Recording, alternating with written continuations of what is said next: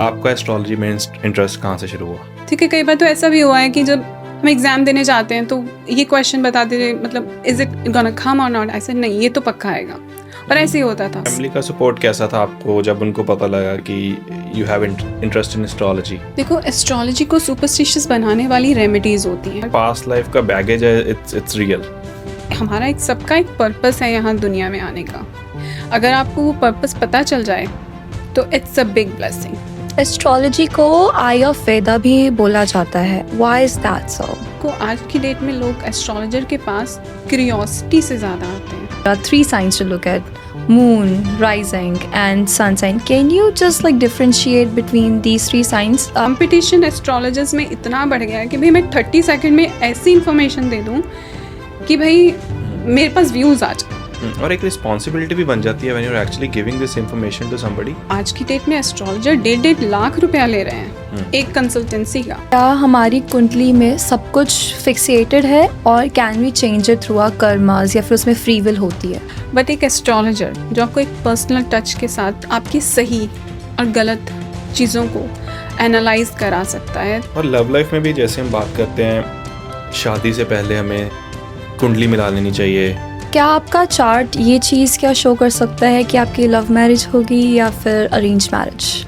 अगर आपको red flag partner मिलना है तो मिलना ही है, चाहे आप कैसे मर्जी आप उसको चेंज कर सकें। बट यस, रेमेडीज के थ्रू हम उस चीज़ को ओवरकम कर सकते हैं।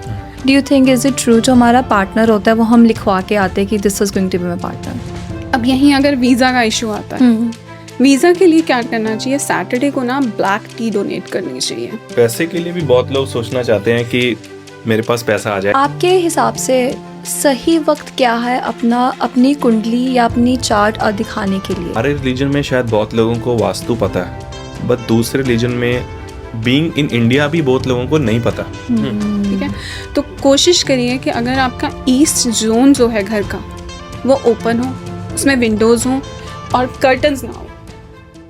Hello everybody, welcome to another podcast. आज का टॉपिक बहुत ही इंटरेस्टिंग होने वाला है क्योंकि आज हम बात करने वाले हैं फ्यूचर के बारे में। बहुत सारे लोग आज की डेट में एस्ट्रोलॉजी, न्यूमरोलॉजी और वास्तु के बारे में सुना हुआ है, बट सब लोग जानना भी चाहते हैं कि मेरी लाइफ में क्या होने वाला है, या फिर जो हो चुका है मैं उसको ठीक कैसे कर सकता हूँ। एस्ट्रोलॉजिकली कैसे हमारे हिंदू धर्म में कहाँ से ये आई है। न्यूमरोलॉजी के बारे में थोड़ी सी बात करेंगे वास्तु के बारे में। आइए मिलते हैं आज की गेस्ट ऋषा जी से। क्या हाल है ऋषा जी? बस सब बढ़िया, आप बताइए। हम भी बढ़िया। आज का पॉडकास्ट बहुत ही डिफरेंट होने वाला है क्योंकि हमारी ऑडियंस को अभी तक एस्ट्रोलॉजी के बारे में एक भी पॉडकास्ट नहीं हुआ था, and I think today is the opportunity for us and as well as for our audience कि इस टॉपिक को आज थोड़ा सा एक्सप्लोर करते हैं, डिटेल में बात करते हैं जी। कि आपका एस्ट्रोलॉजी में इंटरेस्ट कहाँ से शुरू हुआ। देखो, एस्ट्रोलॉजी मोर और लेस मैं कहती हूँ एक इंट्यूशन है। ठीक है, वो हर किसी में होती है। ठीक है, एज एन चाइल्ड जब बच्चा बॉर्न होता है ना, उसके अंदर भी एक इंट्यूशन पावर होती है कि ये मेरी मदर है और ये मदर नहीं है। ठीक है, और जैसे जैसे हम ग्रो हो जाते हैं ना, वो इंट्यूशन पावर हमारी ना वीक पड़ने लग जाती है क्योंकि we don't work on it.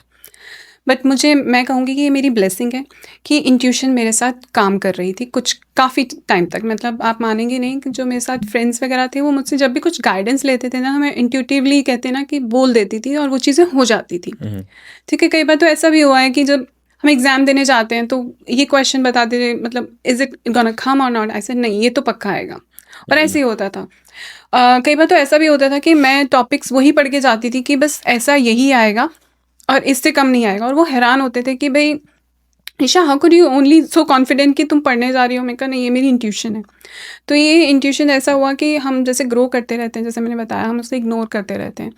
तो आफ्टर 30, मतलब जब मैरिज हो गई, एजुकेशन हो गई, एक हमारा कहते हैं ना एक फाउंडेशन से बन जाती है कि हाँ चलो अब we have everything in our life now, what you have to grow up, है ना। अब एज एन हॉबी कह लो, एज एन कह लो इंटरेस्ट कह लो, या एज एन क्यूरियोसिटी कह लो। सो मेरी लाइफ में एक बिग चेंज आया था। I move to Canada. So उस समय हमारे पास 2 ऑप्शन थी, इधर सेटल डाउन इन टोरंटो और मूव टू वैंकूवर। ठीक है, तो Vancouver was my first choice. It just comes from internally. मुझे ये भी नहीं पता था कि यहाँ का वेदर कैसा होता है या कुछ। वी डोंट लाइक, हमारे टाइम पे उस समय इतना इंटरनेट का एक्सेस नहीं होता था। So we just thought ki let's go to Vancouver. But my husband was decided like, okay, we have to go to Toronto because they have some support, friends out there. And he said, let's have some support. But we stayed there for an year, but it was a major struggle for us. Then eventually overnight we moved to Vancouver. COVID hit and I wasn't doing too much because jobs are closed. Like my kids were at home, like daycares were closed. And that's in कह लो कि 1 साल था जब मैंने अपने आप को इस चीज़ के लिए रेडी किया कि नहीं, I have to explore this side. I started with tarot card, then eventually numerology, then astrology and then vastu. So ये I call myself as an astrologer researcher. Because it's a major science कि आप एक chapter से दूसरे chapter, दूसरे से तीसरे, और it's like life long learning. And वो अभी भी चल रहा है. तो ये ओवरनाइट चेंज नहीं था. It's like eventually I decided. वही आपकी इंस्टिंक्ट ने आपको बोला कि लेट्स मूव इट. या to लाइक Vancouver. एक कह लो वक्त भी होता है इंसान के पास इस चीज़ों को एक्सप्लोर करने का, और कोविड ने शायद हम सबको वो वक्त दिया, हमें मेजर स्पेस दिया. आई वुड से कि हम कितना एक साइकिल में मूव ऑन कर रहे थे. सो उस टाइम ने we decided like okay I have to work on this. And then I started guiding my colleagues and they had major like वो अभी भी मुझसे वो क्वेश्चंस पूछते हैं. वो मेजर डिसीजन तो यहाँ से मुझे समझ में आया, no this is the journey, I have to be a part of this. Family का सपोर्ट कैसा था आपको जब उनको पता लगा कि you have interest in astrology? देखो जब ऐसा होता है कि जब हमारी शादी हो जाती है और आफ्टर 30s हो जाते हैं ना, तो फैमिली का सपोर्ट इतना मैटर नहीं करता क्योंकि आपकी एक फाउंडेशन स्ट्रांग हो जाती है. ठीक है, सपोर्ट तो अभी भी है बिकॉज आई वुड से every house hold family in India और कनाडा हैव एन लाइक हमें एस्ट्रोलॉजर चाहिए. ठीक है, जैसे एक लॉयर होता है, एक एस्ट्रोलॉजर भी सबके पास होता है. फैमिली एस्ट्रोलॉजर पहले ज़माने में तो बहुत होता था कि हाँ ये पर्सनल एस्ट्रोलॉजर है, ये नहीं है. तो फैमिली का सपोर्ट अच्छा रहा. मेरे husband is my big supporter. Like he just asked me to grow up. You have to expose yourself when you have a support. So yeah, so it's a big support and it's basically a science. ठीक है, अगर आपका interest है, आपको power है, God से intuition आपकी strong बना लेते हो आप लोग, तो आई वुड से कि अच्छी एक बहुत ही एक कह लो कि ब्लेसिंग है. एंड आई गेस ये टॉपिक भी ऐसा है कि not everybody can understand it. ना ही सबका इस चीज़ में इंटरेस्ट होता है. It's very personal thing I guess. It's God gifted. हमारी जो सोल है ना, वो एक जर्नी क्रिएट करके आई है. कुछ चीज़ें ऐसी होती हैं कि हम पिछले जन्म में पढ़ के आए होते हैं. ठीक है, आप कभी सोचोगे कि भाई देखो मैं तो बहुत अच्छा आर्टिस्ट हूँ, यानी कि आपने पिछले जन्म में कुछ उस चीज़ों को कहते हैं ना, कई बार बच्चा बोलते ही वो सब चीज़ें सीख लेता है. यानी कि वो कुछ ऐसा है कि उसको वो चीज़ें पिछले पास्ट लाइफ से उसको लर्नड हैं और यहाँ आके सिर्फ उसको एक्सपोज करना है. तो आई would say that is my journey कि मुझे भी शायद कुछ चीज़ें ऐसी होंगी जो मुझे पता होंगी और I am just exploring this part. हर कोई नहीं वो कर पाता. पास्ट लाइफ का बैगेज है, इट्स रियल. It's बहुत लोग real. इसमें बिलीव नहीं करते हैं. नहीं, पास्ट लाइफ का ऑब्वियसली हमारी सोल जो है ना, वो बॉडी चेंज करती है, एक्सपीरियंसेस को नहीं ख़त्म कर सकती. ठीक है, हमारा एक सबका एक पर्पस है यहाँ दुनिया में आने का. अगर आपको वो पर्पस पता चल जाए तो इट्स अ बिग ब्लेसिंग कि आप जिंदगी में करने के आए हो. तो शायद मेरा पर्पस ये रहा होगा, मेरी सोल का पर्पस ये रहा होगा. So I move to this side of my journey. That is very interesting. तो एस्ट्रोलॉजी को सिंपल लैंग्वेज में समझने के लिए, क्योंकि हमें as Indians we know astrology, but बहुत सारे लोग कनाडा में आए, यूएस में आए और डिफरेंट कंट्रीज में आए, उनको एस्ट्रोलॉजर पता है, एस्ट्रोलॉजी नहीं पता. सो आप सिंपल लैंग्वेज में इसको कैसे डिफाइन करेंगे? देखो ज्योतिष जिसे हम कहते हैं, वो एक डाटा साइंस है जहाँ तक मैंने देखा है. तो आज की डेट में आप डाटा एनालिसिस की एक जॉब होती है. वो क्या करता है? वो डाटा कलेक्ट करता है.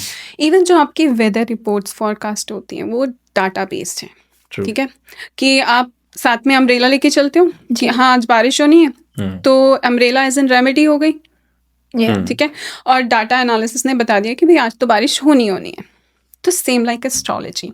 ठीक है, तो हमारे जो ऋषि थे उन्होंने कई तरह की डाटा कलेक्ट किया कि भाई अगर इस टाइम पे कोई किसी का जन्म होता है ठीक है, तो ये टाइम पे ये सीजनल, ये नक्षत्र, तो वो उस सब का एक डाटा कलेक्ट करके कुछ रूल्स बनाए, और उन रूल्स के बेसिस पे आज की डेट में जो एस्ट्रोलॉजर्स हैं वो एक क्लैरिटी दे रहे हैं कि भाई इस टाइमलाइन में स्ट्रगल है, इस टाइमलाइन में स्ट्रगल नहीं है, और ये टाइम ऐसा है कि जहाँ आपको बैठ के सोचना चाहिए अपने आप को, फोकस किस चीज़ पे रहता है। तो ये मोर और लेस बेस्ड है डाटा एनालिसिस। क्योंकि बहुत सारे लोग इस चीज़ को ये भी समझते हैं, और maybe this is a superstition, या फिर ये अंधविश्वास है, ऐसा कुछ नहीं होता, हम क्यों इस चीज़ को फॉलो कर रहे हैं?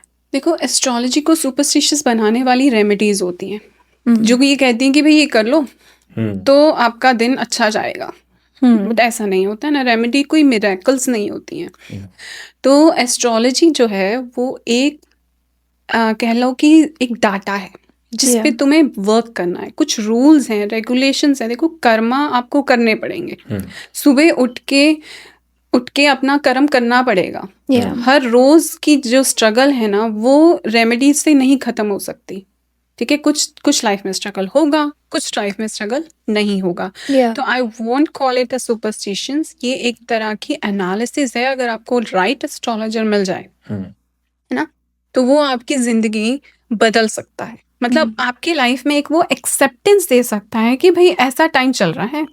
सपोज आपकी शनि की महादशा चल रही है ना, हर कोई यही कहेगा कि चीज़ें स्लो होंगी जी, बस शनि की महादशा में अंतरदशा भी आएंगी ना, अच्छे प्लैनेट्स। हर इंसान को हर इंसान को भगवान ने 5 एलिमेंट्स दिए हैं जी, ठीक है। वो 5 एलिमेंट्स आपको पता होंगे, air, water, space, fire and water, ठीक है। जब उन चीज़ों को बैलेंस कर लें, और 9 प्लैनेट्स दिए हैं, और कुछ अच्छे कुछ बुरे, क्योंकि हम ये पास्ट लाइफ से लेकर आ रहे हैं ना कर्म, तो वो तो भाई आपको लेना ही पड़ेगा, वो बैगेज तो कैरी करना ही पड़ेगा, उससे तुम नहीं निकल सकते। बस ये है कि आपको एक एक्सेप्टेंस मिल जाती है कि भाई चलो स्ट्रगल है, but for a time being मुझे मेरा प्लान ऑफ एक्शन क्या होना चाहिए। तो यहाँ पे एक एस्ट्रोलॉजर आपको प्लान ऑफ एक्शन दे सकता है, एक एक्सेप्टेंस दे सकता है कि ठीक है अभी स्ट्रगल चल रहा है, बट वो स्ट्रगल एक फाउंडेशन बिल्ड कर रहा है ना, इन फ्यूचर तो उस एक आपको एक सक्सेस दे के जाएगा, और वो सक्सेस इतनी स्ट्रांग होगी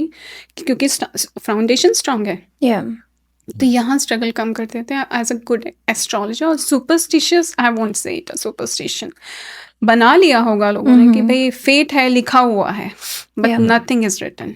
जैसे कुछ लोग बहुत ज़्यादा भटके होते हैं, तो उनको बेसिकली एस्ट्रोलॉजर्स एक पाथ दिखा देते हैं दैट अगर आप इस पाथ पे जाओ मे बी तो आपको कम स्ट्रगल देखने को मिले। जैसे हाँ, हम अगर सपोज मैं आपका चार्ट देखती हूँ और आप जॉब कर रही हैं, और if you come to me कि भाई मेरी लाइफ में ना स्ट्रगल बहुत है, एंड आई चेक लाइक आपकी जॉब में स्ट्रगल है बट बिजनेस में स्ट्रगल नहीं है। तो यहाँ एस्ट्रोलॉजर एक प्ले कर रहा है ना रोल कि भाई कि मैं स्ट्रगल क्यों फेस करूँ जॉब में जब मैं बिजनेस में एक सक्सेसफुल पर्सन बन सकता हूँ। कुछ लोग जो आते हैं यहाँ पर गाइडेंस के लिए आते हैं ताकि उनकी लाइफ में वो स्ट्रगल कम होके वो एक स्मूथ पाथ पे जाएं। अब जैसे आप जीपीएस में मैप ओपन करते हैं, आपको 2 रूट्स दिखाता है, एक दिखाता है कि भाई थोड़ा बिगर रूट है, उसमें आपको थोड़ा ट्रैफिक जाम दिख रहा है, और एक स्लो रूट। तो एक एस्ट्रोलॉजर क्या कर रहा है, वो स्लो रूट दिखा रहा है ना कि जहाँ स्ट्रगल कम हो। Right guidance and right direction, exactly. तो वो एक manual life as a chart good astrologer आपको दे सकता है। एस्ट्रोलॉजी को आई ऑफ वेदा भी बोला जाता है, व्हाई इज दैट सो? देखो, हमारे बहुत सारे वेद रह चुके हैं, तो वेद में हर तरह की इंफॉर्मेशन होती है, ठीक है, A to Z, ठीक है। आई ऑफ वेदास इसलिए कि उसमें से कुछ निष्कर्ष निकाला ज्योतिष ने, ऋषियों ने, कि कैसे हम लोगों की हेल्प कर सकें, ठीक है। पहले ज़माने में राजा महाराजा जब कोई वॉर करने जाते थे या युद्ध करने जाते थे, तो उनके एस्ट्रोलॉजर बताते थे कि भाई ये नक्षत्र चल रहा है, इस नक्षत्र में आपका जन्म हुआ है, तो ये आपके लिए हेल्पफुल है कि नहीं, ठीक है। तो आई ऑफ वेदास का मतलब ये है कि उससे आपको एक टाइमलाइन मिल जाती है कि एक्शन करना है कब, प्लान ऑफ एक्शन मिल जाता है ना, कि अगर इस स्थिति में आप अटैक करोगे तो आप जरूर सक्सेसफुल होगे। और इवेंचुअली उन चीज़ों को देखो, अब हम यहाँ पे राजा महाराजा तो रहते नहीं हैं और ना ही हम कहीं पर अटैक करने वाले हैं, बट हमारी लाइफ में कुछ मेजर डिसीजंस लिए जाते हैं कि we have to get married, hmm, तो वहाँ पर उस समय हमें दिखाना चाहिए। तो वो एक टाइमलाइन मिल जाती है कि अभी शादी करने से स्ट्रगल कम होगा, इस टाइम पे शादी करोगे तो स्ट्रगल ज़्यादा हो ज़्यादा जाएगा। हो जाएगा। तो जो भी लाइफ के बिग इवेंट्स हैं उन वो करने के लिए हमें आई थिंक एस्ट्रोलॉजर की ज़रूरत है। पड़ती है और करनी भी चाहिए। मैं तो जैसे मैंने बताया, एक पर्सनल एस्ट्रोलॉजर आपको काफ़ी चीज़ें गाइड कर सकता है। जब पर्सनल डॉक्टर हो सकता है, पर्सनल लॉयर हो सकता है, अकाउंटेंट हो सकता है, तो वाई वी आर डिनाइंग कि हमारे पास एक पर्सनल एस्ट्रोलॉजर भी होना चाहिए जो कि आपको मेजर इवेंट्स में हेल्प कर सकें। क्लाइंट बेस्ड होता है ना, कि हम क्यों अपनी इस तत्व को, जो हिंदू कल्चर का तत्व है, इसको हम क्यों मिस आउट कर रहे हैं। That's true. आपके हिसाब से सही वक्त क्या है अपनी कुंडली या अपनी चार्ट दिखाने के लिए? देखो, जब जैसे अभी बात हुई, मेजर डिसीजन जब आपको लेने हैं लाइफ में, सपोज आपको कैरियर चेंज करना है जी। या कैरियर, सपोज आपको कैरियर में जाना है कि ये कैरियर मेरे लिए अच्छा हो सकता है, कुछ मेरे को कॉमर्स करनी चाहिए, क्या मुझे आर्टिस्ट बनना चाहिए, कि मुझे साइंस में जाकर लोगों की हेल्प करनी चाहिए, एक सर्जन बनना चाहिए। तो ये सब चीज़ें मेजर डिसीजंस होते हैं लाइफ के। तो उस समय ज़रूर जाना चाहिए। एज इन, देखो आज की डेट में लोग एस्ट्रोलॉजर के पास क्यूरियोसिटी से ज़्यादा आते हैं। जी। कह लो कि एक एंटरटेनमेंट सोर्स बन चुके हैं Yeah. कि भाई हमें बता दो, जैसे अभी 2026 स्टार्ट हुआ है, कि ये साल भाई कैसा जाएगा मेरा। कुछ तो करोगे ना, उसके लिए आपको बिल्कुल। कुछ मेहनत तो करनी पड़ेगी ना, कर्मा तो जी। करना पड़ेगा। तो यहाँ पे जब आपकी लाइफ में सपोज आपको इस साल कंट्री चेंज करनी है, Yeah. कि मेरी ग्रोथ इंडिया में होगी कि मुझे बाहर जाना चाहिए, आउट ऑफ कंट्री जाना चाहिए, तो ये नक्षत्र, जैसे आपका चार्ट है, अगर आपका राहु अच्छा है तो आप जा सकते हो। आप क्यों नहीं जा सकते हो? हर कोई जा सकता है, ठीक है। आपको जॉब चेंज करनी है कि ये राइट टाइम है कि मैं इस एक्शन को फॉलो करूँगा। सपोज मेरे को अच्छा एक्सपोजर मिल जाएगा तो मुझे जॉब चेंज अच्छा रहेगा। तो या मेजर डिसीजन में आपको ज़रूर हेल्प लेनी चाहिए। बट जब किसी का जन्म होता है तभी यूजुअली हमारे हिंदू फैमिलीज़ में यही होता है कि जब किसी का जन्म होता है उनकी कुंडली साथ के साथ बन जाती है। तो प्रेडिक्शंस क्या हम तभी कर सकते हैं या आफ्टर सर्टेन टाइम होती हैं आफ्टर प्रेडिक्शंस? सर्टेन टाइम होती हैं। जैसे मैंने बताया आपको कि first 15 years we should not see a chart of a child at all. At all. नहीं, देखना ही नहीं चाहिए, होता ही नहीं सकता। अगर मैं आपको कोई प्रेडिक्शन दूंगी तो वो उसके साथ वैसा होगा ही नहीं। क्योंकि फर्स्ट 5 ईयर्स जो रहते हैं वो इंसान की मदर के कर्म के हिसाब से रहते हैं, क्योंकि mother is gonna take care of a child, ठीक है। वो कितना स्ट्रगल फेस कर रही है, ठीक है। उसके बाद जो नेक्स्ट 5 ईयर्स होते हैं वो फादर के पास्ट कर्मा के हिसाब से चाइल्ड को फेस करने पड़ते हैं। और नेक्स्ट 5 जो होते हैं वो उसके अपने पास्ट कर्म होते हैं। उसके बाद ही मेजरली आप देखते हैं ना, 16 के बाद ही जो है कोई चाइल्ड है, जब हम कहते हैं कि वो अपने डिसीजन लेने के लिए सक्षम है, या उसकी एज जो है ही is like more mature to take major step in the life. तो yes, that is the right time where you can decide whether this child is gonna be in this career or not. But उससे पहले क्या हमें पता चल सकता है what are the major life events which is going to happen इस बच्चे की लाइफ में? उस बच्चे की लाइफ में आफ्टर 16 ईयर क्या होगा? ओके, आफ्टर 16, बट उससे पहले हम कुछ प्रेडिक्शंस नहीं कर सकते? जो बच्चे का ना बहुत ज़्यादा हेल्थ इश्यूज हैं। ओके। जैसे छोटे बच्चों को कई बार आजकल तो बहुत, मतलब मेरे पास कई क्लाइंट्स आते हैं जो मुझे कंसल्ट करते हैं क्योंकि उनका बच्चा बीमार है, जी। Is been in too big struggle. तो वहाँ पे जो डोनेशन और वो बेस्ड जो होता है ना, डोनेशन बेस्ड जो रेमेडीज होती है वो फादर और मदर के कर्मा के हिसाब से होती हैं। तो I have to check each and every individual chart, although I don't take those chart. मेरे पास अगर कोई कंसल्टेशन के लिए आता भी है तो बच्चे का I just say no, let them live their own life, क्योंकि कर्मा भगवान ने हमें ये फ्री विल दी है कि हमें कैसे एक्ट करना है। और एक बच्चे के लिए तो अभी तो जिंदगी को समझने की एज है ना, तो वो फेस को let them enjoy. But do you think parents थोड़े से ज़्यादा क्यूरियस होते हैं जानने के लिए कि पहली बात तो कि लड़का हुआ है कि लड़की होगी, उसके बाद आगे जाके सक्सेसफुल होंगे या नहीं होंगे, लाइफ में क्या बनेंगे, हमारी इज्जत करेंगे कि नहीं करेंगे, हर इंसान को क्यूरियोसिटी है इन चीज़ों की। तो क्यूरियोसिटी तो है, बट मैंने अगेन आपको बोला कि इसको एंटरटेनमेंट मत लो ना, कि अगर आपके कर्म अच्छे होंगे तो वो बच्चा आपकी ध्यान रखेगा ना, आपके संस्कार अच्छे होंगे, है ना। वो कुंडली बेस्ड नहीं है कि अगर आप उसको प्यार दोगे तो वो आपसे लड़ाई थोड़ी करेगा। या एग्जैक्टली ना। तो ये क्यूरियोसिटी बहुत ज़्यादा रहती है लोगों में, बट कुछ चीज़ें फ्री विल पे भी डिपेंड करती हैं। मैं हमेशा ये बोलती हूँ कि अगर आप क्यूरियस हैं बच्चों के रिलेटेड तो उनको थोड़ा वक्त दें, क्योंकि 16 साल के बाद जो दशा अंतरदशा आती हैं वही आपकी मेजर इवेंट्स को गाइड करती हैं। क्योंकि आपने देखा होगा कि आज की डेट में जब ग्रेजुएशन के बाद या ग्रेजुएशन की भी एजुकेशन जब स्टार्ट होती है तो वो इतना कैपेबल होता है समझने के लिए कि मुझे क्या करना चाहिए क्या नहीं करना चाहिए। इवेंचुअली अगर पेरेंट्स के संस्कार अच्छे होंगे तो कुंडली में चाहे जो भी हो 16 साल वैसा नहीं होगा। मैं प्रिडिक्ट भी करूँ ना तो वो ऐसा नहीं होगा। क्यों? क्योंकि भगवान ने उसको लिख के भेजा है ना। तो यहाँ पे ये गैम्बलिंग नहीं खेलनी चाहिए। That is true. और आई थिंक आप इसके बारे में क्या सोचते हैं कि बहुत जैसे अभी एस्ट्रोलॉजी के बारे में अगर बात हो रही है तो हिंदुइज्म ही या हमारे हिंदू कम्युनिटी बात कर रही है, बट आपको क्या लगता है कि और बाकी जो धर्म है उनमें क्या ये नहीं है? देखो, सब में हर तरह की रेमेडीज होती हैं। एवेंचुअली हर कोई करता है, मतलब they have their own culture, they have their own rules, they have their own ways to deal with it. Okay, Hindu culture इस चीज़ को इतना करता है क्योंकि इन लोगों ने बहुत रिसर्च करी है। ठीक है, we have a lot of data कि आपको पता भी होगा कई तरह की लाइब्रेरीज होती थी जो चीज़। ठीक है, अभी आज की डेट में हम साइंस बेस्ड हो गए हैं, है ना। हमारी जो हर तरह की जर्नी हो चुकी है वो साइंस बेस्ड हो चुकी है। बट उस समय जब ये चीज़ें नहीं थी, जब इतने इंस्ट्रूमेंट्स नहीं थे, एआई नहीं था, तब भी तो लोग करते थे ना। हमारे ऋषिवर ने वो इतना डाटा हमें दे के गए हैं, अगर हम उसको यूज़ नहीं करेंगे तो फिर कब करेंगे। और सोशल मीडिया ने आजकल चीज़ों को, नॉलेज को हर तरह से पहुंचाने का बहुत एक मेजर रोल प्ले किया है। ठीक है, चाहे वो एजुकेशन राइट हो चाहे वो रॉन्ग हो। ठीक है, हमें हर चीज़ की इंफॉर्मेशन है। और रही बात डिफरेंट कल्चर की, वो भी करते हैं। जैसे मुसलमान अपने हिसाब से करते हैं, ठीक है, उनकी अपने रिचुअल्स होते हैं, उनको हम डिनाई नहीं कर सकते। और आपको ये भी पता होगा जो सिख धर्म है वो अपना कुछ डोनेशन में डालता है, अपनी जो भी अर्निंग्स होती हैं दे डोनेट इट। जी। Right. So they have their own culture, they have their own rituals, but हमारा कल्चर बहुत पुराना है। We are way too old। हमारे पास रिसर्च करने के लिए कई लेयर्स हैं।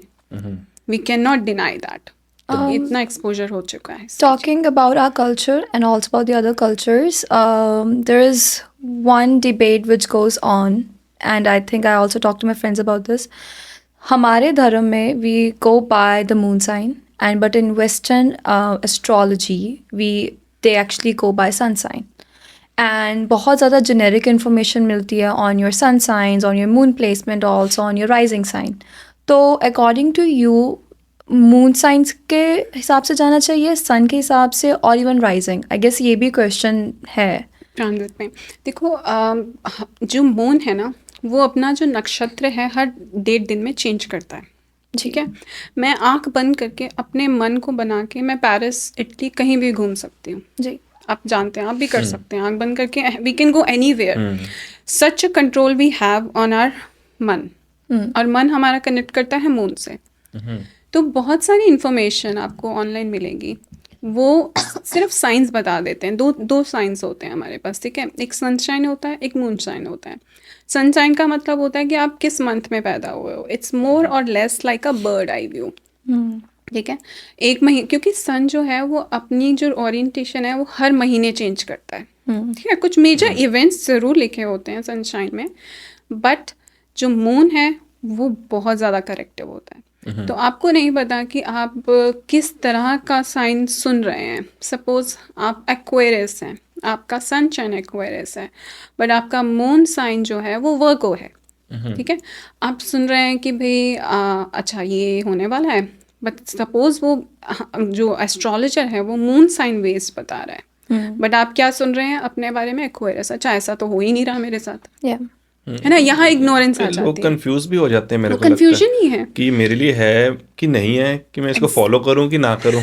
जी, यहाँ कंफ्यूजन हो जाती है ना। फिर वो कहता है कि अब इसने तो जो बोला वैसा तो मेरे साथ हुआ नहीं, क्योंकि आपने देखा ही नहीं कि आप मून साइन देख रहे हो कि सनशाइन देख रहे हो। और ज़्यादातर एस्ट्रोलॉजर ना इस चीज़ को मेंशन नहीं कर पाते। अब मैं कन्फ्यूजन दूर करती हूँ कि मून साइन होता क्या। अगर आपका चार्ट आपके पास है तो आप देखिए कि आपका मून कहाँ पर प्लेस्ड है और वो किस राशि में प्लेस्ड है। और जिस राशि में वो प्लेस्ड होगा वो आपका मून साइन होगा, और आप चेक कीजिए आपकी प्रेडिक्शन ज़रूर 101% उससे करेक्ट होंगी।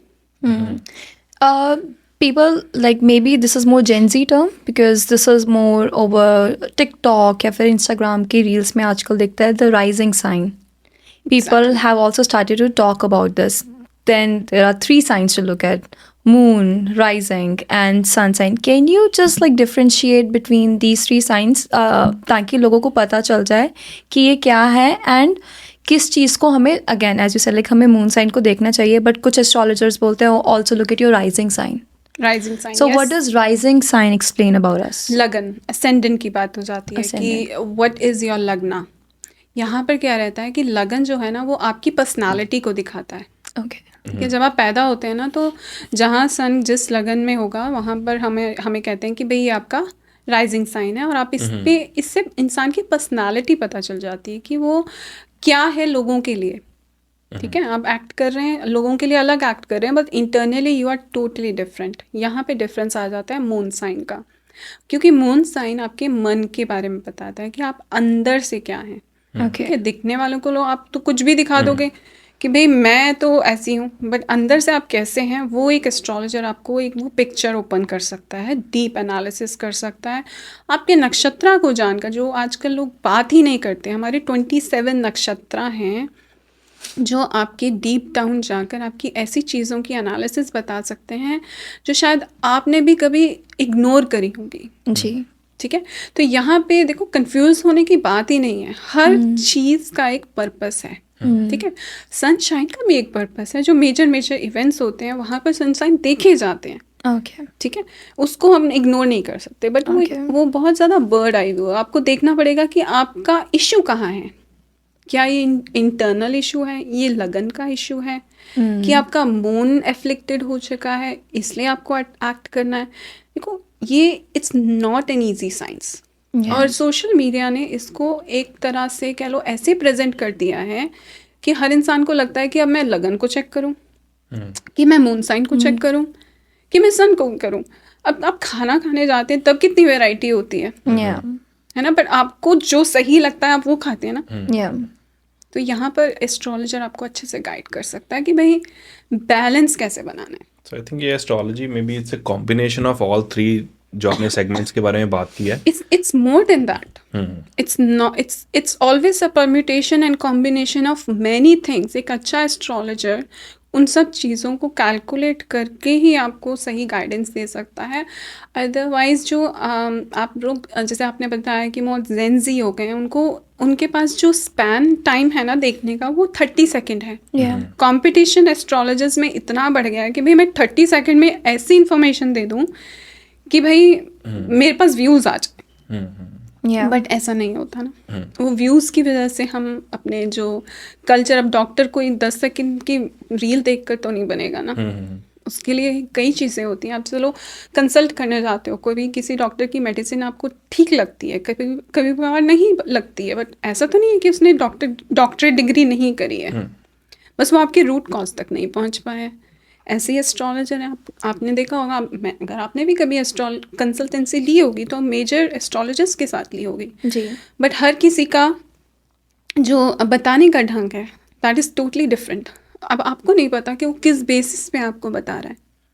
गलत वो भी नहीं है और गलत हम भी नहीं हैं. पर चूज करना हो तो कौन से एस्ट्रोलॉजर को चूज करने के लिए क्या सेट ऑफ रूल्स होने चाहिए? क्योंकि लोग यहाँ पे बहुत कंफ्यूज हो रहे हैं. जैसे आपने भी बोला कि सोशल मीडिया पे व्यूज़ लेने के कारण बहुत सारे लोग इस फील्ड में आ रहे हैं. और आई थिंक और चल भी रहा है, टू बी ऑनेस्ट, क्योंकि क्विक फिक्स मिल रहा है ना. एग्जैक्टली, वो क्विक फिक्स से चीज़ें नहीं संभलती हैं. और यही रीज़न है कि आज की डेट में जो क्विक फिक्स के कारण एस्ट्रोलॉजी को लोग नहीं बिलीव कर रहे हैं.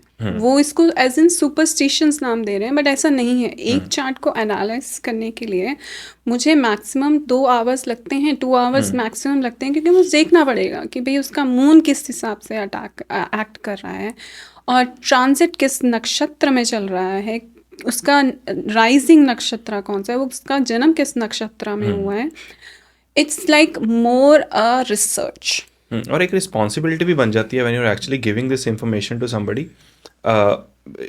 आप उसको उसके फ्यूचर के बारे में बता रहे हो, या तो आप इट्स अ बिग गलत नहीं रिस्पॉन्सिबिलिटी। बता अब सकते। सपोज मेरे पास कोई चार्ट आता है और वो पूछता है कि भाई मुझे जॉब करनी चाहिए या बिजनेस, तो मेरे ऊपर एक रिस्पॉन्सिबिलिटी आ गई ना कि मुझे उसको राइट गाइड करना है। ऐसा नहीं है कि यू आज की डेट में एस्ट्रोलॉजर 1.5 लाख रुपया ले रहे हैं एक कंसल्टेंसी का, उसमें वो क्या बता पा रहे हैं I don't know, I never took like, मुझे नहीं लगता कि वो इतना वैल्यूएबल है। बट यहाँ क्या क्वेश्चन आता है कि राइट और रॉन्ग, देखो डॉक्टर सारे सही होते हैं, आपको किसकी दवाई लगती है, ठीक है। एस्ट्रोलॉजर, आप किसी किसी भी एस्ट्रोलॉजर के पास जाएं तो आप ये देखें ना कि भाई वो आपकी रूट कॉज को एनालाइज कर पा रहा है ना। उसको सबसे पहले तो पूछना चाहिए कि एक एनालिसिस क्वेश्चन होना चाहिए कि भाई तुम कर क्या रहे हो। कर्मा बेस्ड होती है astrology, it's never been a quick science कि तुम बस जाओ और 2 सेकंड में तुम्हारा फ्यूचर प्रेडिक्ट हो जाए। तो आप देखो ना, आप कितना एक तरह से रिस्क फैक्टर कितना बढ़ा रहे हो अपनी लाइफ का। That's true. अभी जैसे हम अभी प्रेडिक्शंस की बात कर रहे हैं, क्या हमारी कुंडली में सब कुछ फिक्सेटेड है और can we change it through our karmas, या फिर उसमें फ्री विल होती है? देखो ये फ्री विल का कॉन्सेप्ट तो इंसान हम तभी है ना, इंसानों को एक फ्री विल दी गई है। Karma no doubt major major events हमारे लाइफ के फिक्स होते हैं, ठीक है, उनको हम डिनाई नहीं करते हैं। बट आप एक एस्ट्रोलॉजर के पास जाओ और उसको बोलो कि भाई नहीं, आपकी लाइफ में तो स्ट्रगल लिखा ही है और आप रहोगे स्ट्रगल करते ही रहोगे, ऐसा नहीं होता। चीज़ें बदलती हैं कर्मा से, ठीक है, एक रूटीन फॉलो करने से। कुछ चीज़ें जैसे हम अभी बात कर रहे थे कि एक मेरे पास चार्ट आया था, उसमें मैंने उस इंसान से पूछा कि भाई आपकी लाइफ में ना एक बहुत इस टाइम पीरियड में ना बहुत स्ट्रगल रहा होगा, बहुत आप लोगों ने ना मतलब हॉस्पिटल के चक्कर लगाए होंगे उसने। And he was keep thinking कि नहीं, ऐसा नहीं है। I said no, think of it, like I was so sure कि उसकी लाइफ में ये मेजर स्ट्रगल होना चाहिए। ही वाज सेइंग नहीं, ऐसा कुछ नहीं है। I said, okay, let's think of it. And then we moved on. Then after 2-3 days, I got a call back from him and saying, he said, ki I was posted in Saudi Arab and there was some pandemic going on and he was donating medicines to the जो sufferers थे वहाँ पर। तो वहाँ उस phase में उसने अपने कर्मा को, जैसे उसकी फ्री विल, जैसे मैंने बताया, जैसे मैं देख रही हूँ कि उसकी चार्ट में स्ट्रगल लिखा है हॉस्पिटल जाने का, पर वो खुद ही हेल्दी वे में हॉस्पिटलाइज, मतलब लोगों को जाके हॉस्पिटल में मेडिसिन डोनेट कर रहा है, तो वो उसकी फ्री विल हो गई ना। तो वो रिटर्न नहीं था उसकी लाइफ में। तो हम उसे कैसे एक्ट करते हैं, भगवान ने हमें ये फ्री विल दी है। श्री कृष्ण ने अर्जुन को महाभारत में एक गाइडेंस दी थी कि भाई आपको अपने जो रिलेटिव्स हैं उनके साथ फाइट करना पड़ेगा, है ना। तो यहाँ उसकी फ्री विल थी ना, अगर वो उस समय नहीं डिसाइड करता, ठीक है, वो गाइड करना कि नहीं मुझे नहीं अपने रिलेटिव से सबसे लड़ना, तो पिक्चर टोटली डिफरेंट होती। वो एक मेजर इवेंट था, है ना। तो वहाँ फ्री विल किसकी हुई? अर्जुन की हुई ना। उसने डिसाइड किया कि नहीं मुझे ये सब करना पड़ेगा जीने के लिए, या to give a picture to long. देखो आज की डेट में जब भी कोई पढ़ता है महाभारत की कथा, तो उसको समझ में आता है कि भाई सही के साथ सही होता है और गलत के साथ गलत होता है। अगर वो उस समय सही का साथ नहीं देता अपनी फ्री विल से, ठीक है, तो फिर चीज़ें अलग होती ना। तो यहाँ पे फ्री विल बहुत मेजर रोल प्ले करती है कि आप करना क्या चाहते हो। भगवान ने इतना तुम्हें दिया है कि भाई उस डेस्टिनी तक पहुँचने के लिए आप स्ट्रगल से जाएंगे कि आपको बहुत स्मूथ जर्नी मिलेगी। बहुत लोग इस चीज़ में, एस्ट्रोलॉजी में आके कई चीज़ों पे कंफ्यूज हो जाते हैं। जैसे कि हम पहले भी बात कर रहे थे कि हमें मूव करना चाहिए, इस कंट्री में हमारा अच्छा होगा या उस कंट्री में होगा। फिर अगेन जॉब की बात आ जाती है कि मेरे लिए जॉब सही है या बिजनेस सही है। सो ये हर चीज़ के लिए कंसल्टेशन डिफरेंट होती है। टोटली देखो आज की डेट में जब हम कोई ट्रांजिट की रील देखते हैं, है ना, वो बोलता है कि भाई चलो आप मरकरी रेट्रोग्रेड हो गया है तो आप कुछ नहीं करना, साइन नहीं करना। बट ऐसा वो बहुत ज़्यादा ना जेनरिक रेमेडीज़ होती हैं। हर किसी की लाइफ मतलब आपकी कुंडली में चार्ट में ज़रूरी थोड़ी है कि मरकरी रेट्रोग्रेड हो रहा होगा, है ना। मूवमेंट क्या बता, वही टाइम है जब मरकरी रेट्रोग्रेड हो रहा है और आपकी लाइफ में चेंज लिखा हो, है ना। यहाँ जाकर हमें चेंजेस को एक्सेप्ट करना चाहिए, ठीक है।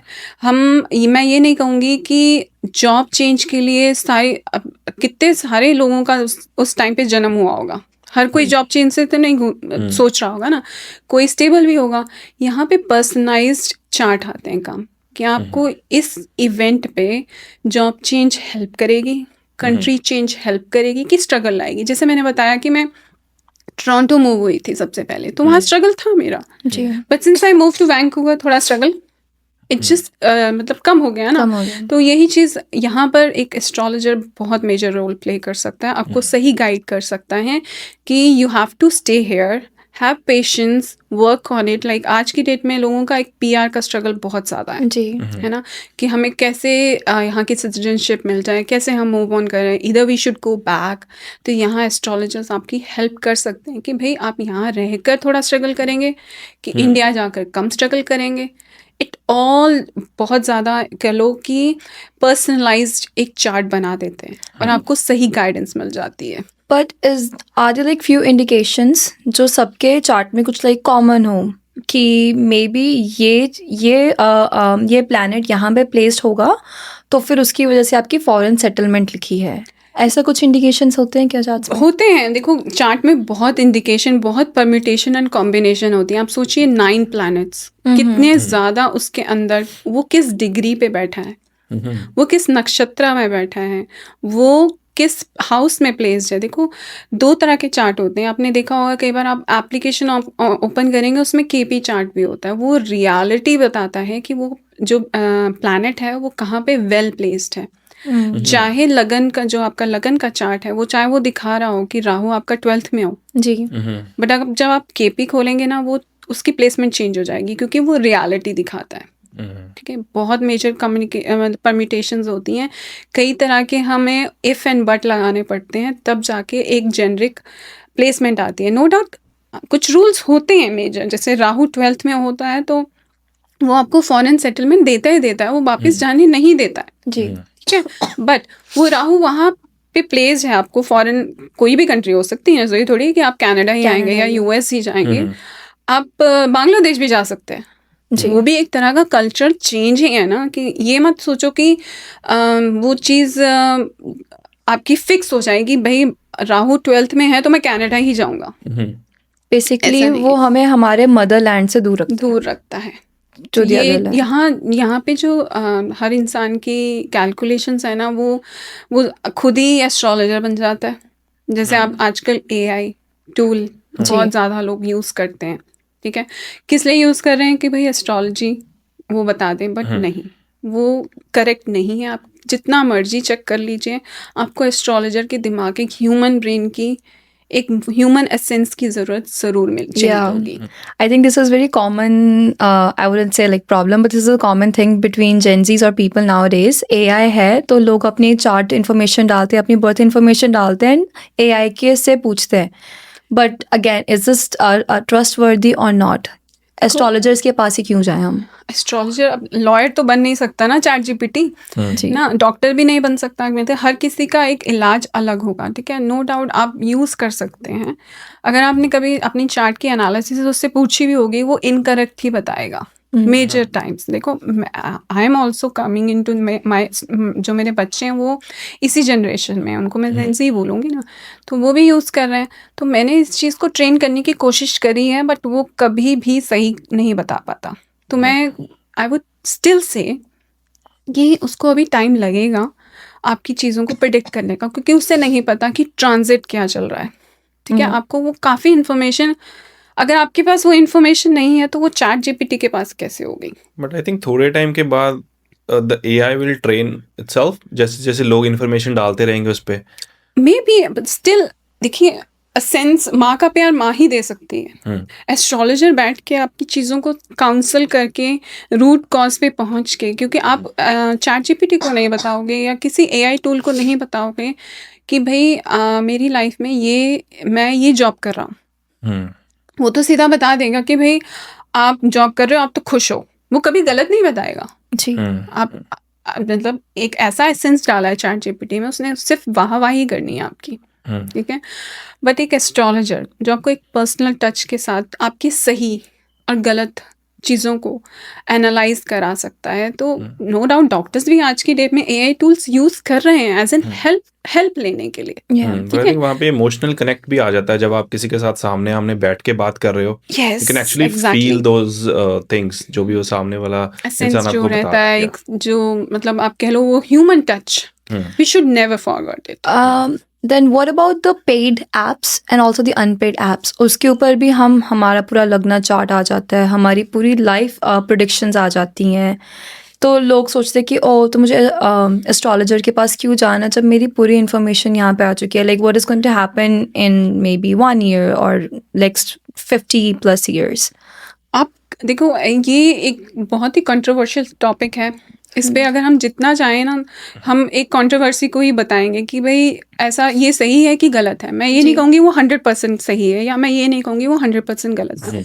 नो डाउट वो आपको 20-30% सही भी बता दे, आपकी रेमेडीज को भी एनालाइज कर दे, बट जो हमारी ब्रेन्स हैं, हमारा जो एक ह्यूमन का न्यूरोलॉजिकल सिस्टम है, उस पे एआई कभी नहीं वर्क कर सकता।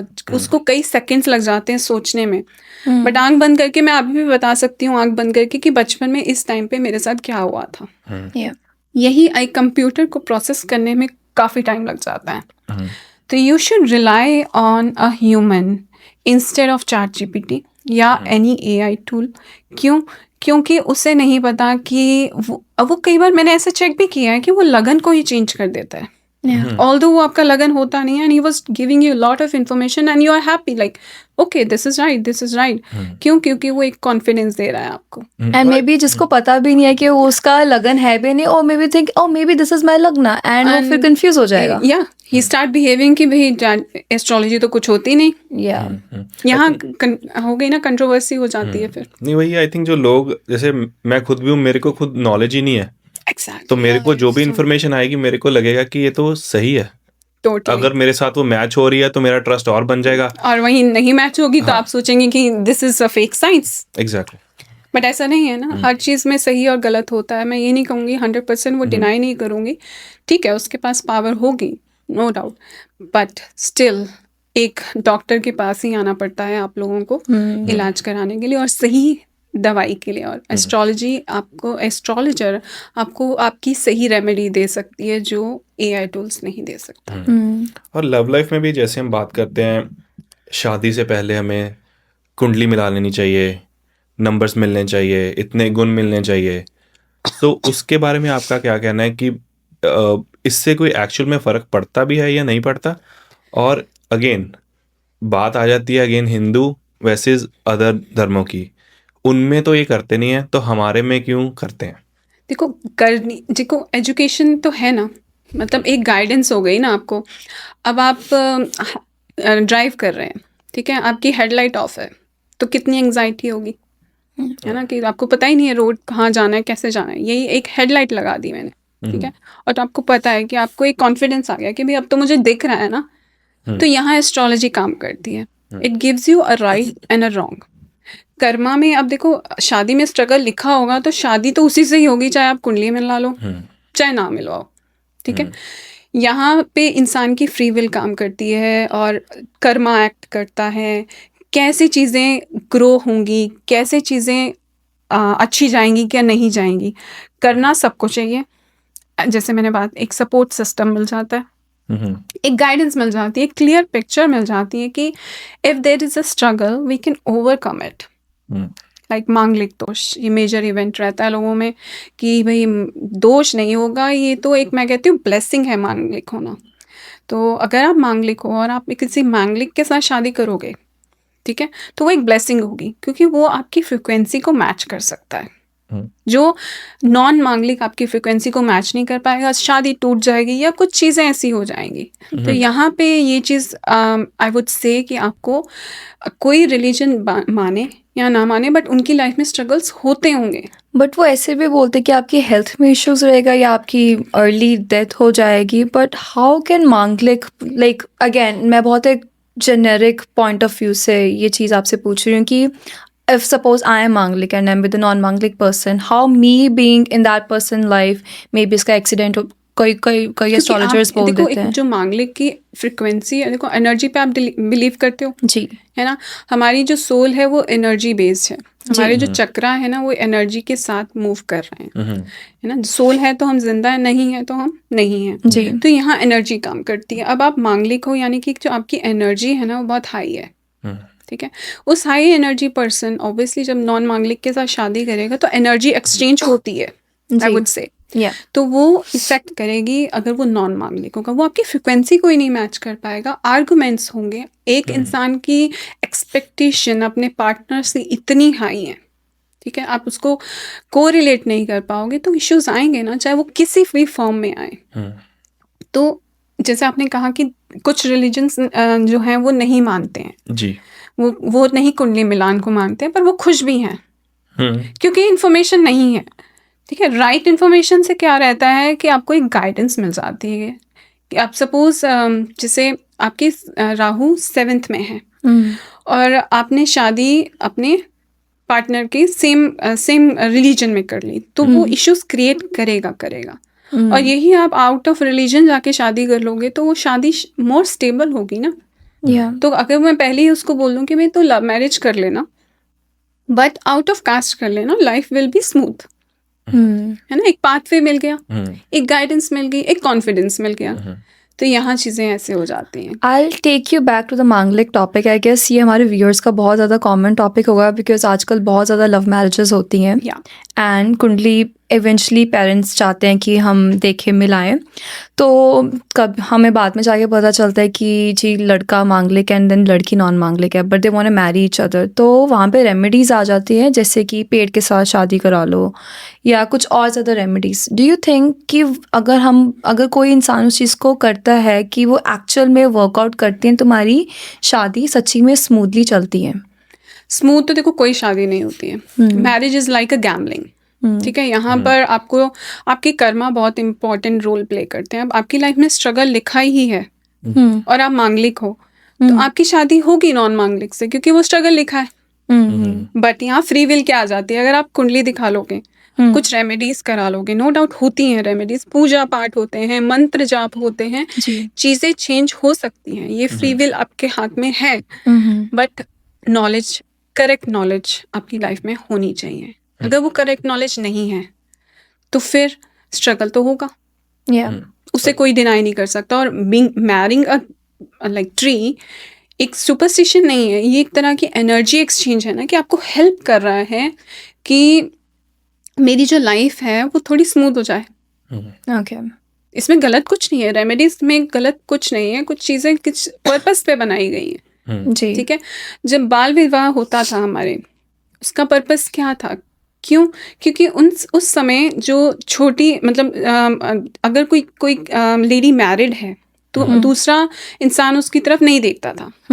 तो लोगों ने जो विडो मैरिज मतलब जो छोटी बचपन जो हम कहते थे बाल विवाह होते थे हमारे टाइम पे, चाइल्ड मैरिजेस होती थी, वो लोगों को लड़कियों को सेव करने के लिए बनाई गई थी, ठीक है। वो कल्चर अब चला गया, वो टाइम चला गया, ठीक है। लोगों ने उसको अडेप्ट कर लिया चीज़ों को, गलत तब नहीं था वो, क्यों? क्योंकि वो सेफ्टी थी। उस टाइम के लिए जो भी टाइम पे इश्यूज चल रहे थे, करेक्ट। उस समय क्या करते थे कि अगर वो मैरिज है तो हम उस पर ध्यान नहीं देंगे, अदरवाइज वो मैरिज नहीं होती थी तो उसको उठा के ले जाते थे ना। ओके। तो इसलिए उस सेफ्टी के लिए, उस पर्पस को सॉल्व करने के लिए हमारी कम्युनिटी ने कुछ रूल्स एंड रेगुलेशंस बना दिए थे जी। फिर बाद में उस चीज़ को प्रथा बना दी गई, बट टाइम चेंज हो गया। बट वो गलत था। हाँ गलत था, पर उस समय उन लेडीज के लिए वो सेफ्टी टूल था ना जी, अदरवाइज वो उनके लिए स्ट्रगल बन जाता।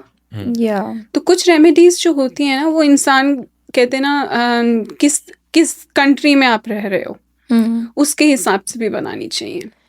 क्या आपका चार्ट ये चीज़ क्या शो कर सकता है कि आपकी लव मैरिज होगी या फिर अरेंज मैरिज? डेफिनेटली शो करता है कि अगर आप लव मैरिज करेंगे तो आप खुश रहेंगे, और यही अगर आप अरेंज मैरिज करेंगे, लव कम अरेंज कर लें, वो भी आपको कैसे स्ट्रगल्स कम दे सकती है, ठीक है। रिलेशनशिप एक ऐसा टॉपिक है आज की डेट में जो मेजरली जो कंसल्टेंसीज आती हैं ना, वो इसी चक्कर में, इसी चीज़ के लिए आती हैं कि हम कैसे अपने रिलेशनशिप को बैलेंस आउट कर सकें। क्योंकि आजकल ये भी इशू चल रहा है, I guess many people who are watching इस चीज़ के रिलेट कर सकते हैं। People sometimes go through the same karmic bonds again and again. वो अपने पार्टनर्स एंड उनके पैटर्न्स रिपीट होते रहते हैं and they don't eventually grow out of it. उनको सेम तरह के पार्टनर्स मिलते रहते हैं। तो is this somewhere written in a chart? देखो, एस्ट्रोलॉजी का एक क्लैरिटी देने के हिसाब से आपकी जो पैटर्न्स है ना, उसको पढ़ने की भी साइंस है। आप चाहे 20-30 ईयर्स के होंगे, ठीक है, आपने देखा होगा कि आपकी मेजर लाइफ कुछ पैटर्न्स ना रिपीट होते हैं। अगर आपको रेड फ्लैग पार्टनर मिलना है तो मिलना ही है, चाहे आप कैसे मर्जी आप उसको चेंज कर सकें। बट यस, रेमेडीज के थ्रू हम उस चीज़ को ओवरकम कर सकते हैं, क्योंकि रेमेडीज रिलेशनशिप को ओवरकम, मतलब कैसे हम बैलेंस आउट कर सकते हैं, बेसिकली ये होता है। बट आपके जो पैटर्न्स हैं उसको हम चेंज नहीं कर सकते, हम बैलेंस आउट कर सकते हैं। ठीक है, अगर आपको टॉक्सिक पार्टनर मिलना है, बट आपको एक एक्सेप्टेंस दे देते हैं कि आपको इस तरीके से ही आपकी लाइफ जाएगी। बट अगर आप ये काम कर लोगे तो शायद आपकी लाइफ ईजी हो जाए। जहाँ स्ट्रगल 80% लिखा था, क्या पता स्ट्रगल सिर्फ 20% रह जाए। प्रिपरेशन हो जाती है आपकी उस टाइम पे। आपकी माइंड प्रिपेयर हो जाता है कि अगर आपकी लाइफ में ऐसा मतलब टॉक्सिक पार्टनर लिखा है तो आपको उसको कैसे हैंडल करना है। पार्टनर आप नहीं चेंज कर सकते, कर्म चेंज कर सकते हो, कर्मा से आप चेंज कर लो अपनी। जो हमारा लाइफ पार्टनर होता है, कहते हैं कि भगवान ने लिखा होता है कि जो आपका पार्टनर होता है वो तुम्हें मिलके ही रहते हैं। कुछ लोग कहते हैं, again there are so many people, उनकी इतनी सारी मिथ्स हैं, कुछ चीज़ें सही हैं, कुछ चीज़ें नहीं हैं। Do you think is it true जो हमारा पार्टनर होता है वो हम लिखवा के आते हैं कि this is going to be my partner? देखो, आज के डेट में शादियाँ 1 भी होती हैं, 2 भी होती हैं, और कईयों की 3-3 भी होती हैं। जी। ठीक है, तो यानी कि वो उसका कार्मिक रिलेशनशिप है, और उसके हाथ में भी तो है ना, उसके कर्मा पे भी डिपेंड है ना। जब उसकी लाइफ में लिखा ही है स्ट्रगल करना, जी। तो वो चाहे 1 पार्टनर के साथ रहे, 2nd पार्टनर के साथ रहे, या 3rd पार्टनर के साथ चाहे। अब यहाँ पे फ्री विल कहाँ पर आती है? सपोज आपकी मैरिज हो जाती है और हम देखते हैं कि चार्ट्स में सब ठीक लिखा है, ठीक है, सब कुछ एग्जैक्टली सेम है, पर्पस भी सेम है, बट आप मेंटली स्ट्रांग हैं, उसके साथ कम्युनिकेट कैसे कर रहे हैं, आप उसको रिस्पेक्ट कैसे दे रहे हैं, उसकी चीज़ों को समझ रहे हैं। देखो, खामियां तो सब में होती हैं जी। Marriage is accepting the negatives of other person. ठीक है, Well said. फ्रेंड्स आपके पॉजिटिव को एक्सेप्ट कर लेते हैं, उसके जी। साथ ग्रो आउट कर लेते हैं, बट जो मैरिज है it's more about accepting the negativeness. Okay, तो चार्ट देखकर अगर मैं आपको पहले ही बता दूं कि भाई आपकी लाइफ में ठीक है नेगेटिव पार्टनर है, बट उसको हैंडल कैसे करना है, मोर लाइक अ काउंसलिंग। तो एक्सेप्टेंस के साथ साथ आप आउटग्रो कर लेते हैं, कॉन्फिडेंस आ जाता है आपके अंदर। जी। जब एक कॉन्फिडेंस आ जाता है ना, तो फिर वहाँ पर फ्री विल काम कर जाती है। That's true. तो वही बात आ जाती है कि प्रिपरेशन हो जाती है, माइंडसेट हो जाता है कि अगर ये प्रॉब्लम है तो इसका सोल्यूशन ये हो सकता है। Exactly, and yes. I think आपने जो शुरू में एग्जांपल दिया प्रिडिक्शन का, कि वेदर प्रिडिक्शन का, I think that very much relates to the astrology, कि आपको प्रिपेयर कर रहा है कि you have to carry the umbrella. You have to carry the umbrella. So, उसी में एस्ट्रोलॉजर आपको गाइड कर रहा है कि ये ऐसे नहीं, ऐसे डायरेक्शन में आप सेफ जा सकते हो। जर्नी के लिए गाइड कर रहा है। आज की डेट में, जैसे मैंने पहले भी बताया, कि आपको गाइडेंस, सही गाइडेंस चाहिए, रॉन्ग गाइडेंस नहीं चाहिए, और रेमेडीज उस हिसाब से आपकी हेल्प करती हैं, प्रिवेंट करती हैं। चलो, स्ट्रगल तो है। अब जैसे आपको पता है कि आज रेन होनी है, अगर आपके पास अम्ब्रेला है तो आप नहीं भीगोगे ना, आप नहीं बीमार होगे। आप उसको चेंज तो नहीं कर सकते, You can't change that, but you have some kind of like protection. It's like more.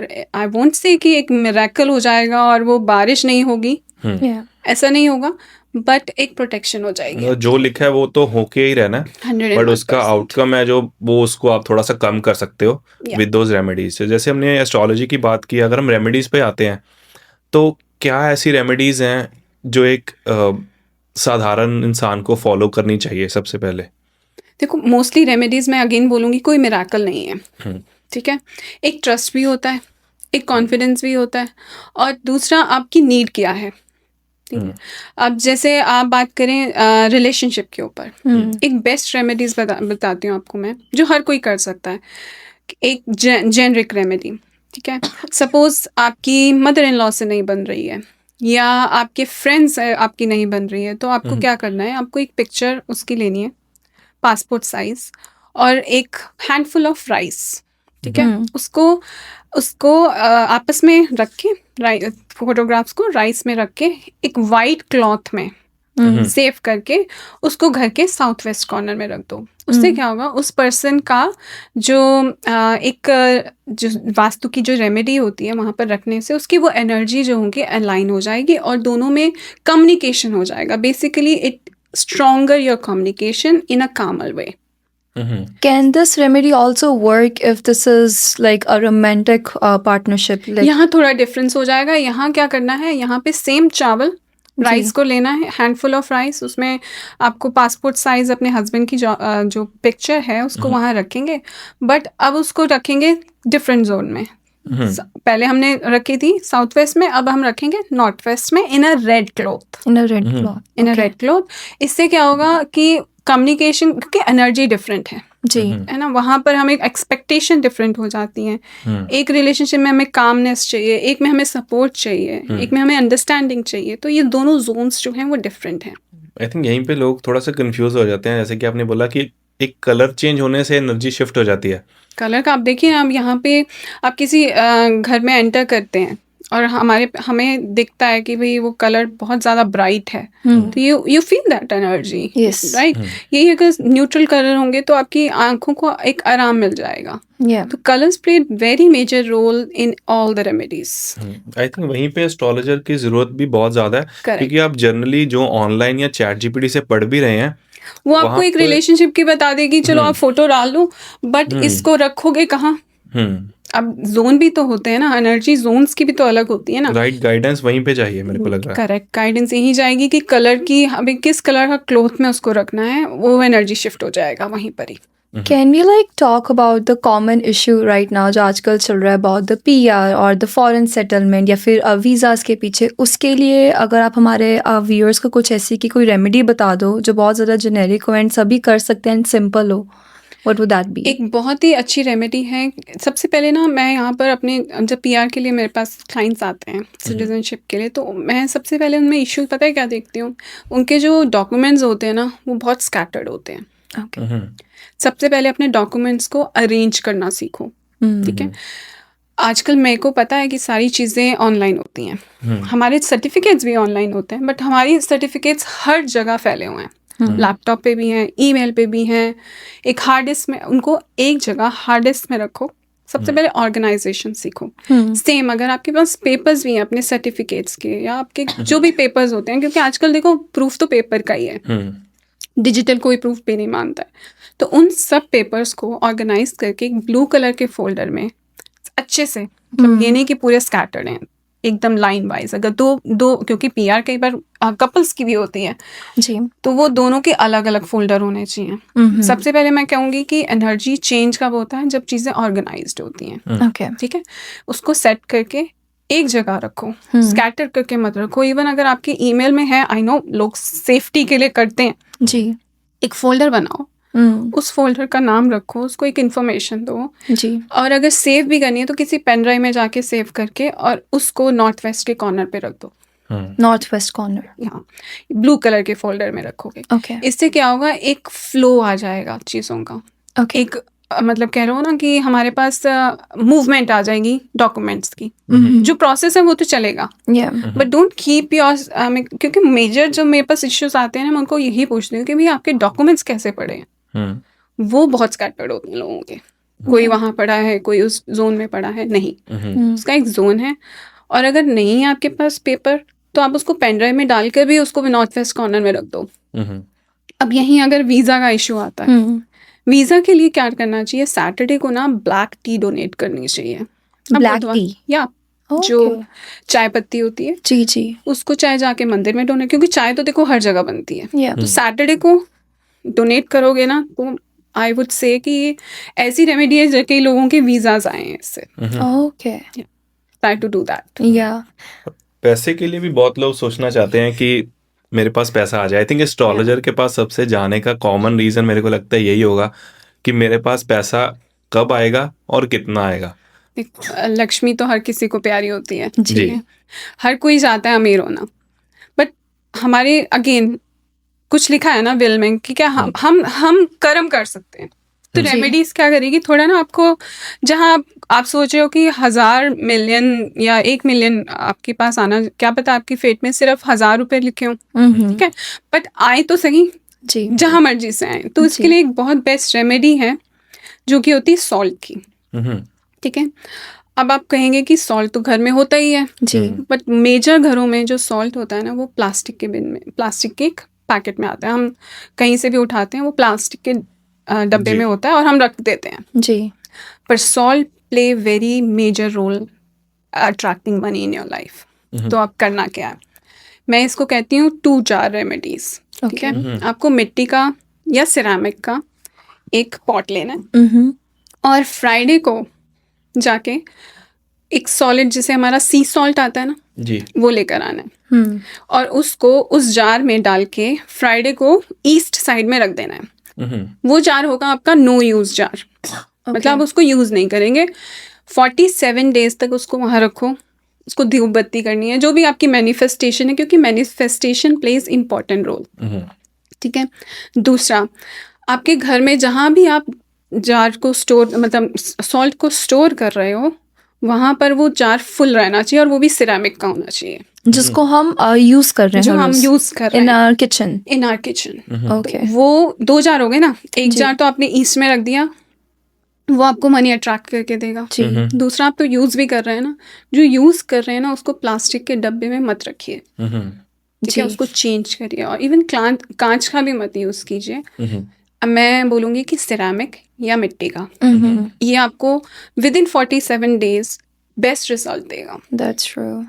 And I guess the other common issue these days is mental health. लोग overthinking बहुत ज़्यादा करते हैं या उनका मन बहुत ज़्यादा विचलित रहता है बहुत सारी चीज़ों के लेके। Is there any remedy जो कोई भी कर सके साधारण सी, and जिसकी वजह से उनका मन शांत हो सके? यस, ओम नमः शिवाय, ठीक है, हम हर किसी को पता होगा। जी। बहुत, ये ना एक ऐसा मंत्र है जिसे हम पंचाक्षर मंत्र कहते हैं। ये हमारे 5 एलिमेंट्स को बैलेंस आउट कर देता है, ओके। ठीक है, क्योंकि हमारी बॉडी जो है ना, वो एलिमेंट्स 5 एलिमेंट्स, जैसे हमने पहले भी बात करी कि 5 एलिमेंट्स हैं, जी। तो इसको बैलेंस करने के लिए ये एक मंत्र है। अब आप कहेंगे ये तो बहुत मेजर, हमें सबको पता है, जी। बट करता कौन है? कोई भी नहीं। जी। सोने से पहले 11 टाइम्स डीप ब्रीथ करके ओम नमः शिवाय सिर्फ यही करना है। इसमें कोई खराबी नहीं है। ये बहुत सिद्ध किया हुआ मंत्र है, इसे हर कोई कर सकता है। Yeah. इससे एंजाइटी क्या कि स्लीपनेसनेस भी कम हो जाती है। Yeah. तो ट्राई टू डू।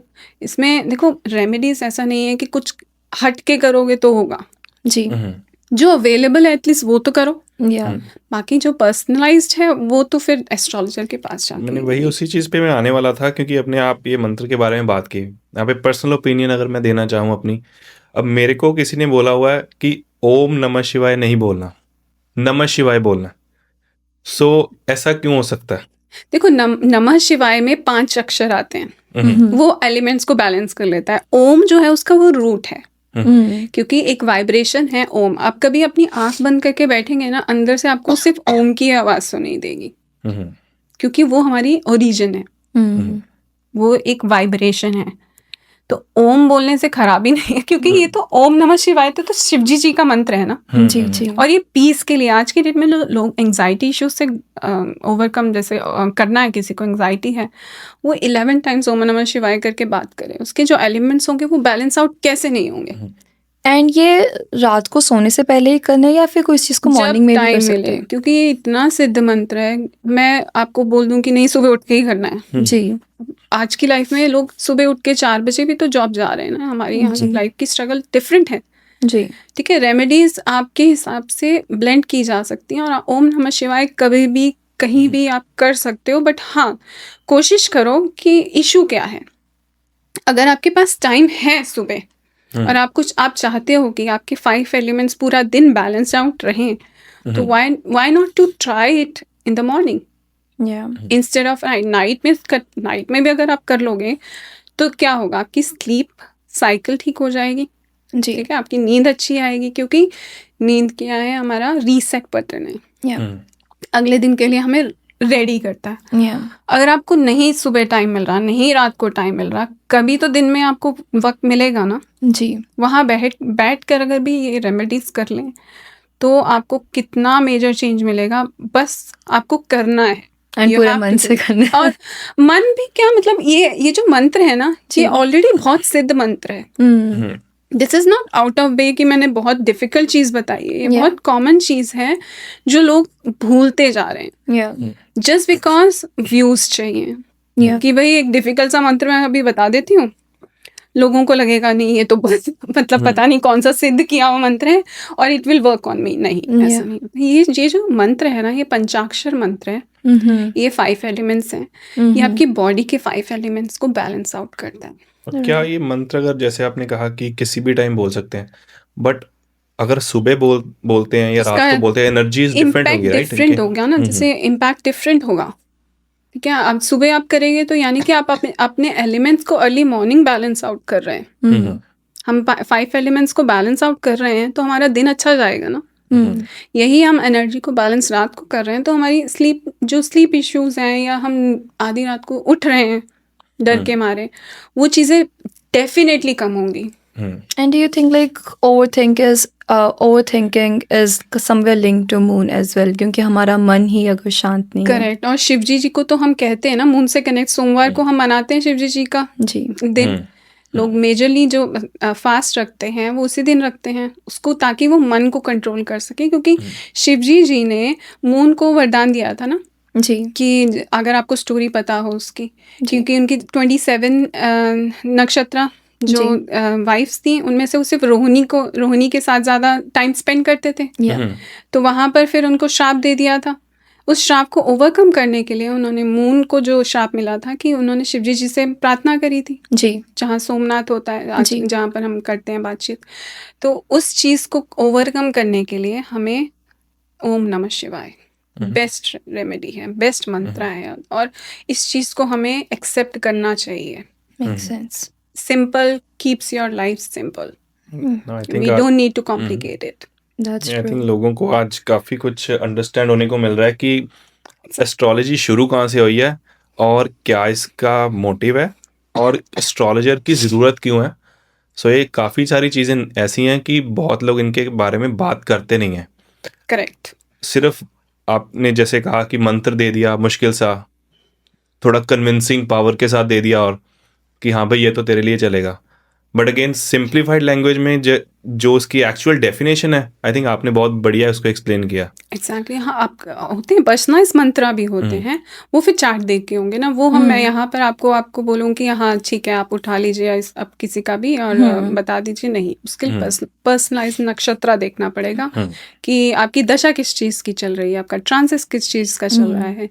ये सारी कैलकुलेशंस के हिसाब से फिर वो पर्सनलाइज चीज़ बनती है। वो एक एस्ट्रोलॉजर दे सकता है, वो कोई AI टूल नहीं दे सकता, वो कोई भी रील आपको डायग्नोसिस नहीं दे सकती है। You have to be with someone who has a good and correct knowledge. थोड़ी सी बात अब करते हैं वास्तु की। एग्जैक्टली। अगेन हमारे रिलीजन में शायद बहुत लोगों को वास्तु पता है, बट दूसरे रिलीजन में बीइंग इन इंडिया भी बहुत लोगों को नहीं पता। और जी। जब लोग कनाडा मूव हो जाते हैं, हमारी एज के हैं, उनको तो शायद कुछ क्लू भी नहीं है, मेरे को लगता है कि वास्तु है क्या, कैसे वर्क करता है। तो आप उसके बारे में थोड़ा सा विस्तार से बताइए कि व्हाट इज़ वास्तु एक्चुअली। देखो, वस्तु ठीक है, हर वस्तु की एक एनर्जी है, दैट्स एनर्जी अलाइनमेंट। आई से कि हर पर्पस, मतलब मैं आपको एक स्टोरी बताती हूँ। वास्तु इतना इजी नहीं है, बट मैं कोशिश करती हूँ। काफ़ी सारी डायरेक्शंस होती हैं, बट हम सिंपलर वे में समझाने की कोशिश करते हैं। ठीक है, हम सुबह उठते हैं तो हमें पता है कि सूर्य कहाँ से होगा, ईस्ट साइड से। जी। ठीक है, ईस्ट आपको एनर्जी देगा। अब आप अपने घर के सेंटर में खड़े हो जाइए। अगर आपका स्क्वायर ब्लॉक है, ठीक है, अगर स्क्वायर ब्लॉक नहीं है, sorry what do you mean by square block? Like square मतलब इवेंचुअली घर जो बनाए जाते हैं जी, वो जी। स्क्वायर फॉर्म में होते हैं, हम्म। Rectangle Okay. फॉर्म में होते हैं, ऐसे- ओके है ना, सर्कल तो नहीं होते, जी ठीक है 4 वॉल्स कहते हैं ना। जी तो जी इसलिए मैंने बोला कि आपका घर कहीं पे भी हो, अगर आपको लगता है कि आपका जो घर है वो स्क्वायर में नहीं है, रेक्टेंगल में नहीं है, जी don't worry about it, but एक पर्सपेक्टिव बन जाता है कि ये मेरे घर का सेंटर है। जी ठीक है ठीक है, आपके फ़ोन, सबके फ़ोन पे कंपास होता है। जी जी। आप देख लीजिए ईस्ट में सनराइज हो रहा है, अब आप देखिए कि वहाँ पर खिड़की है कि नहीं है। If there is no windows, तो यानी कि आपकी जो मॉर्निंग की एनर्जी होगी ना, आप बहुत लेथार्जिक फील करेंगे। ठीक है, तो कोशिश करिए कि अगर आपका ईस्ट जोन जो है घर का वो ओपन हो, उसमें विंडोज़ हों और कर्टन्स ना हो, ओके क्योंकि एनर्जी ईस्ट से आ रही है हमारे पास। ओके ठीक है, तो ईस्ट से मूव होते हैं हम साउथ ईस्ट पे, जो कि कहलाता है हमारा इंजन ऑफ हाउस। इंजन को क्या चाहिए, हमें खाने के लिए क्या चाहिए, फूड चाहिए, ऑयल यानी कि उस जोन में आपकी किचन होनी चाहिए। ओके क्यों? क्योंकि वहाँ पर हीट आती है, जैसे जब सन है मूव करता हुआ उस जोन में पहुँचा, जी तो वहाँ पर एनर्जी होती है। ये जी। जोन जो होता है ना, वो पहले ज़माने में लेडीज़ का बोला जाता था कि क्योंकि किचन में आज की डेट में चलो दोनों काम कर रहे हैं, दोनों बैठ रहे हैं, बट उस समय ऐसा होता था कि वो अगर साउथ ईस्ट आपके घर का अच्छा है ना, तो आपके घर की जो औरतें हैं वो फ्लोरिश कर रही हैं। ठीक है, और वो जोन अच्छे से क्लीन है, घर की किचन सिंक साथ में नहीं होनी चाहिए। क्यों? क्योंकि वो फायर जोन है, अगर उसमें वाटर जोन आ जाएगा तो इश्यूज आ जाएंगे। ठीक है, यहाँ एनर्जी अलाइनमेंट समझ में आ रही है ना, कैसे मतलब कैसे एनर्जी उसमें मेजर रोल प्ले कर जी रही है कि 5 एलिमेंट्स गैस की। स्टोव एंड जो सिंक है वो आसपास ज्यादा ना हो मतलब थोड़ा ऐसा सा नहीं डिस्टेंस उसी होना जोन चाहिए में ही, अगर आप कहेंगे कि मेरे घर में साउथ ईस्ट में किचन ही नहीं है, जी तो आप क्या कर रहे हैं वहां पर, आप सोचो बेडरूम है, जी तो आप सोचो आपकी एनर्जी कितनी हाई होगी उस जोन में, कि आप खुद सोचेंगे कि जब मैं सोता हूँ ना तो मेरी माइंड ना एक्टिव रहता है, क्योंकि वो उस एनर्जी की बात हो गई ना। जी वो zone, that zone is never meant to sleep, that zone is meant to cook energy, engine of the house. तो विल मूव टू साउथ। अब जी। साउथ जो होता है ना, it gives a lot of struggle. आप देखिए कि अगर वो हैवी है, वहाँ पे स्टोरेज है, यानी कि इट्स गुड। ठीक है, आपको कुछ नहीं करना, सिर्फ आपको देखना है कंपास के साथ कि साउथ कहाँ पर आ रहा है। वहाँ पर विंडोज नहीं ज़्यादा बड़ी होनी चाहिए, क्योंकि पूरा दिन सन साउथ फेसिंग रहता है, वो आपको बहुत ज़्यादा एनर्जी देता है। और आपने सुना भी होगा साउथ फेसिंग हाउसेस में स्ट्रगल ज़्यादा होता है, सक्सेस होता है। आई एम नॉट सेइंग कि सक्सेस डिनाइड होता है, थोड़ा स्ट्रगल ज़्यादा होता है। तो स्ट्रगल करने से ही इंसान को एक फल मिलता है, जी ईजिली नहीं मिलता। ठीक है, साउथ से अब आ जाते हैं साउथ वेस्ट। वो होता है हैवी जोन। थोड़ी आपने देखा होगा ना, अर्थ भी थोड़ी टिल्टेड है उस तरफ, तो उस जोन को थोड़ा हैवी रखें, वहाँ पे स्टोरेज रखें, वहाँ पर ही बेडरूम्स, ओके स्लीपिंग जोन कहते हैं उसको, वहाँ पे बेडरूम बेस्ट रहते हैं। ओके ठीक है, वहाँ पर सो के फिर आते हैं वेस्ट। वेस्ट कहा जाता है मैनिफेस्टेशन का। ठीक है, एनर्जी। अब यहाँ इस जोन में आप अपना सामान रखिए, अपनी विशेस रखिए, अपनी फाइल्स रखिए, जहाँ से आपको पैसा आ सकता है।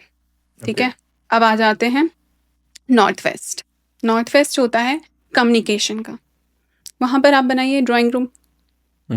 ठीक है, नहीं है ड्राइंग रूम तो वहाँ पे कुछ तो ऐसा रखिए, कुछ ऐसा कम्युनिकेशन का जोन रखिए। फ़ोन रख दीजिए अपना, जहाँ से एक फ्लो हो जाएगा, एक कन्वर्सेशन अच्छी जाती है उस जोन में। ठीक है, अगेन एनर्जी अलाइनमेंट। ठीक है, अब आते हैं नॉर्थ पे। नॉर्थ है अपॉर्चुनिटीज़, बहुत अच्छी अच्छी अपॉर्चुनिटीज़। अगर आपका नॉर्थ क्लोज है, यानी कि आपको अपॉर्चुनिटीज़ नहीं मिलेंगी।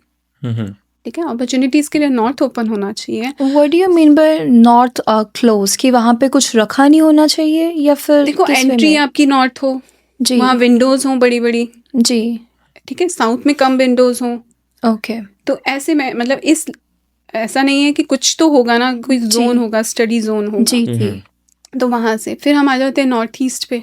नॉर्थ ईस्ट होता है ब्रेन, पीस, कि वो पीस कहाँ से मिलेगा। वो नॉर्थ ईस्ट में देखिए, आप कहीं हैवी चीज़ें तो नहीं रख रहे हैं, कहीं गाड़ी तो नहीं पार्क हो रही है उस जोन में, क्योंकि वो ब्रेन है, वो आपको एंग्जाइटी देगा। तो ये जैसे हमने एक कंपास को घुमाया है ना, तो ये एनर्जी अलाइनमेंट है कि हर चीज़ की ना लोकेशन फिक्स्ड है। जी, सन की मूवमेंट के हिसाब से आपने जो सारा एक्सप्लेन किया। मैंने सन के मोमेंट से इसलिए एक्सप्लेन किया कि लोगों को समझ में आ जाएगा। अदरवाइज तो मैं कुछ भी कहीं से भी शुरू कर दूंगी तो वो नहीं, क्योंकि ईस्ट से शुरू होता है, तुम्हारी एनर्जी जो है ईस्ट से आनी चाहिए। तो अगर आप नया घर ले रहे हैं जी तो कोशिश करिए इस हिसाब से पढ़ने की। अदरवाइज तो बहुत सारी चीज़ें होती हैं, I can't answer everything, but एक लेमैन की एग्जांपल में है कि एक एनर्जी अलाइनमेंट है, this is an energy alignment, her cheese fixed है लाइफ में, मतलब वास्तु में। काफ़ी वेल एक्सप्लेन था, क्योंकि बहुत लोग वास्तु को समझते ही नहीं है कि क्या है। जैसे कि आपने एक्सप्लेन किया कि इट्स एनर्जीज, सो कौन सी डायरेक्शन से लेके पूरे कंपास के आसपास क्या चल रहा है, आई थिंक लोगों को बहुत अच्छे से समझ आएगा कि एक्चुअली है क्या और ये कैसे वर्क कर रही हैं। कैसे वर्क करिए और क्या जोन कहाँ घर का कैसा होना चाहिए, कैसे डिसाइड कीजिए। पर ऑल्सो किसी को जैसे कंपास का नहीं पता, लेट्स से कोई बिगनर है, उनको नहीं पता कि कंपास को यूज़ कैसे करना है, तो मुझे अगर ये सारी चीज़ों को फॉलो करना है कि मुझे कंपास की प्लेसमेंट करनी कहाँ पे है, लाइक किसी रूम में जाकर? नहीं, घर का मेजर जो सेंटर है ना, जी उसमें जाके खड़े होकर आप देख सकते हैं। आपको थोड़ा सा ऊपर नीचे हो जाएगा, पर यहाँ पे तो वास्तु के जो एक्सपर्ट्स हैं ना वो काम आते हैं ना, तभी तो आपको हमारी ज़रूरत पड़ती है ना जी कि हमें कैसे चेक करना है कि Yeah. आपके किस जोन में क्या चीज़ है और क्यों स्ट्रगल्स आ रहे हैं। अगर थोड़ी सी भी, ज़रूरी नहीं है कि मैं बोलूँगी कि ये सब तोड़ दो, जी ऐसा नहीं होगा ना, उसको बैलेंस आउट कर सकते हैं हम रेमेडीज करके। जैसे हम अभी फॉरेन कंट्रीज़ में रहते हैं, यहाँ पे घर ऑलरेडी प्री बिल्ट होते हैं, हम बहुत सारी चीज़ें नहीं चेंज कर सकते हैं, तो is there one common remedy या फिर आपको सिर्फ एक ही कोई चीज़ ऐसी बोलनी हो कि जिससे चीज़ें फिक्स हो जाए, जैसे मे बी मनी फ्लो और things just become peaceful in your life, so what would that be? देखो, घर का मेजर जोन नॉर्थ ईस्ट होता है। अगर आप कुछ नहीं फिक्स कर पा रहे हैं, ठीक है, आप अपने मेंटल पीस को फिक्स कर लेंगे नॉर्थ ईस्ट को, तो आपके मेजर इश्यूज जो है ना वो खत्म हो जाएंगे। अब आप पूछेंगे कि अब करें क्या, जी है ना। अब जैसे अभी हम घूम रहे थे, हम नॉर्थ ईस्ट में पहुंचे थे। जी नॉर्थ ईस्ट में ना वास्तु पुरुष का ना हेड आता है, यानी कि आप लोगों का हेड आता है। कोशिश करिए वहाँ पे क्लटर ना हो। ओके ठीक है, मैं आपको एक स्टोरी सुनाती हूँ। तो मेरे पास जब क्लाइंट आते हैं घर पे, तो they feel a lot of peace in my house. ठीक है, अब उनका पहला क्वेश्चन ये था कि आपके घर में आके इतनी शांति, इतनी पीस मिलता है, मुझे मेरे घर पे नहीं मिलता है। Okay, let's do a visit. So I went to home. तो वहाँ मेजर इशू पता है क्या था? उसके नॉर्थ ईस्ट में स्टोरेज था। उसने सब चीज़ें ना, जो भी हम डंप करते हैं, जैसे यहाँ पर एक डंपिंग का सिस्टम है कि हमारे पास बिग डस्टबिन्स होते हैं जी तो वो वहाँ पर प्लेस थे, यानी कि वो पूरे घर का डंप उस जोन में कर रही है जहाँ उसे नहीं करना चाहिए। सो मैंने क्या किया, मैंने उस डंपिंग जोन को वहाँ से उठा के दूसरा कर दिया। उसको मना किया कि इसमें स्टोरेज मत रखो, कीप वन प्लांट, एक लाइट जला दी। अब ये हर किसी के लिए नहीं है, मतलब हर कोई इसको करने लग जाएगा कि हर किसी के जोन में वो कुछ और भी हो सकता है, वो नहीं चेंज कर पाता। बट आप मानेंगे नहीं, उसका 42 आवर्स में कॉल आया था कि Risha, I feel like there is a major change in my house. तो आपको फिक्स करना है ना, तो अपने घर का नॉर्थ ईस्ट फिक्स करा लीजिए, मेजर प्रॉब्लम्स खत्म हो जाएंगी। कि वो आई थिंक आपने जैसे बताया कि ब्रेन से रिलेटेड आपकी एनर्जी वहाँ से जनरेट हो रही है, या तो ऑब्वियसली एक शांति की तरफ में भी ट्रिगर कर रहा हो उसको। हाँ, क्योंकि देखो यहाँ पर पैसा है, ठीक है, पीस नहीं है। ठीक है, पीस के लिए इंसान भागता है। अल्टीमेटली जो क्लाइंट्स आते हैं ना, वो चाहते हैं कि भाई घर में थोड़ा पीस होना चाहिए। जी तो यहाँ मेजर माइनर से चेंजेस लाकर हम जब इफेक्ट कर सकते हैं, तो why can't we do that? जी कुछ ऐसे वॉशरूम्स को लेके भी कुछ ऑनलाइन रील्स बहुत आती रहती हैं, आपके वॉशरूम में ये नहीं पड़ा होना चाहिए, नॉर्थ ईस्ट में वॉशरूम फोन नहीं ना होना लेके जाओ चाहिए। वॉशरूम में, या और भी चीज़ें हैं। सो क्या ऐसी रेमेडी हो सकती है वॉशरूम्स को लेके स्पेसिफिकली? क्योंकि मैंने एक दो रील्स ऐसी भी देखी हैं, पीपल आर टॉकिंग अबाउट कि अगर आपका वॉशरूम इस जगह पे है, so you will get cancer, या आपकी फैमिली में किसी को इतनी बड़ी बीमारी आने वाली है। सो आपका क्या उसके ऊपर आया है? देखो, नॉर्थ ईस्ट जो है ना, वो वहाँ पर वॉशरूम नहीं होना चाहिए, क्योंकि वो ब्रेन है। आप सोचिए, सब कुछ डिस्पोज ऑफ हो रहा है वहाँ से, है ना। फ्लश करते हैं तो सारी एनर्जी जो है पूरे घर की वो निकल रही है। And what is vastu? Vastu is energy alignment. हम कैसे एनर्जी की मूवमेंट को स्मूथ रखें so that will get more opportunities in our life. So first of all north east में वॉशरूम नहीं होना चाहिए. ठीक है, ये तो मैं भी एग्री करती हूँ. अब चलो नॉर्थ ईस्ट में वॉशरूम नहीं है तो बंद करवा दीजिए. You have to do something Yeah. somehow to live your life peacefully. Next remedy, अगर नॉर्थ ईस्ट में नहीं है washroom, what you have to do now, you have to keep the lid of that close. Okay. ठीक है, जितना हो सके WC का क्लोज रखिए while doing a flush. At least for energy, grab now. ठीक है. दूसरा, ब्लैक टर्मोनाइल एक क्रिस्टल आता है. Okay. Okay. It should be in your washroom to absorb the negative energy, because that's a negative toilet, washroom जो भी है, it's a negative energy in your house. ठीक है, चाहे वो जौन सी मर्जी डायरेक्शन डायरेक्शन में में क्यों ना हो, हो. क्योंकि देखो पहले जमाने में जो वास्तु बने थे ना, तो वॉशरूम तो कभी थे ही नहीं ना, Yeah. Part of the house. House वो घर के बाहर थे. तो घर के बाहर थे, वो चाहे किस जोन में भी हो. बट आज की डेट में हमारी लाइफ में इतना कंफर्ट आ चुका है ना, जी. हम एक ऐसे एरा की तरफ मूव कर रहे हैं जो कि राहु का है, कहते हैं ना, काल हमारा आ चुका है. तो अब ये तो तुम्हें एक्सेप्ट करना ही पड़ेगा. जी. You can not deny it, जी. But you have to work on it. Make sense. ठीक है. एक और, अगर नहीं रख सकते ब्लैक टर्मोनाइल, तो इंग्लिश आईवी करके प्लांट आता है, बहुत Okay. इजीली अवेलेबल है हर जगह. इवन हमारे जिस कंट्री में हम रहते हैं वहाँ पे तो बहुत ज़्यादा इजीली अवेलेबल है. ओके. तो उसको वॉशरूम में ग्रो करो. ओके. ठीक है, वो बेस्ट रहता है उस डायरेक्शन में, किसी भी डायरेक्शन में हो. बड़ा अच्छा लगता है जी. जी. है ना. It just gives you a vibe and it Yeah. Absorb that negative energy instead of using it in a wrong way. या. ठीक है. और ये भी नहीं कर सकते हो तो salt, I would say that salt should be solid, rock solid, like होते हैं ना जो या. रॉक सॉल्ट्स आते रॉक हैं. सॉल्ट जी. It should be in there in a ball, and keep changing in a month okay. or a 2 month. ठीक है. Salt is very cheap ingredient in household that you can use it in many ways. Make sense. So do this 3 and see the change. जी.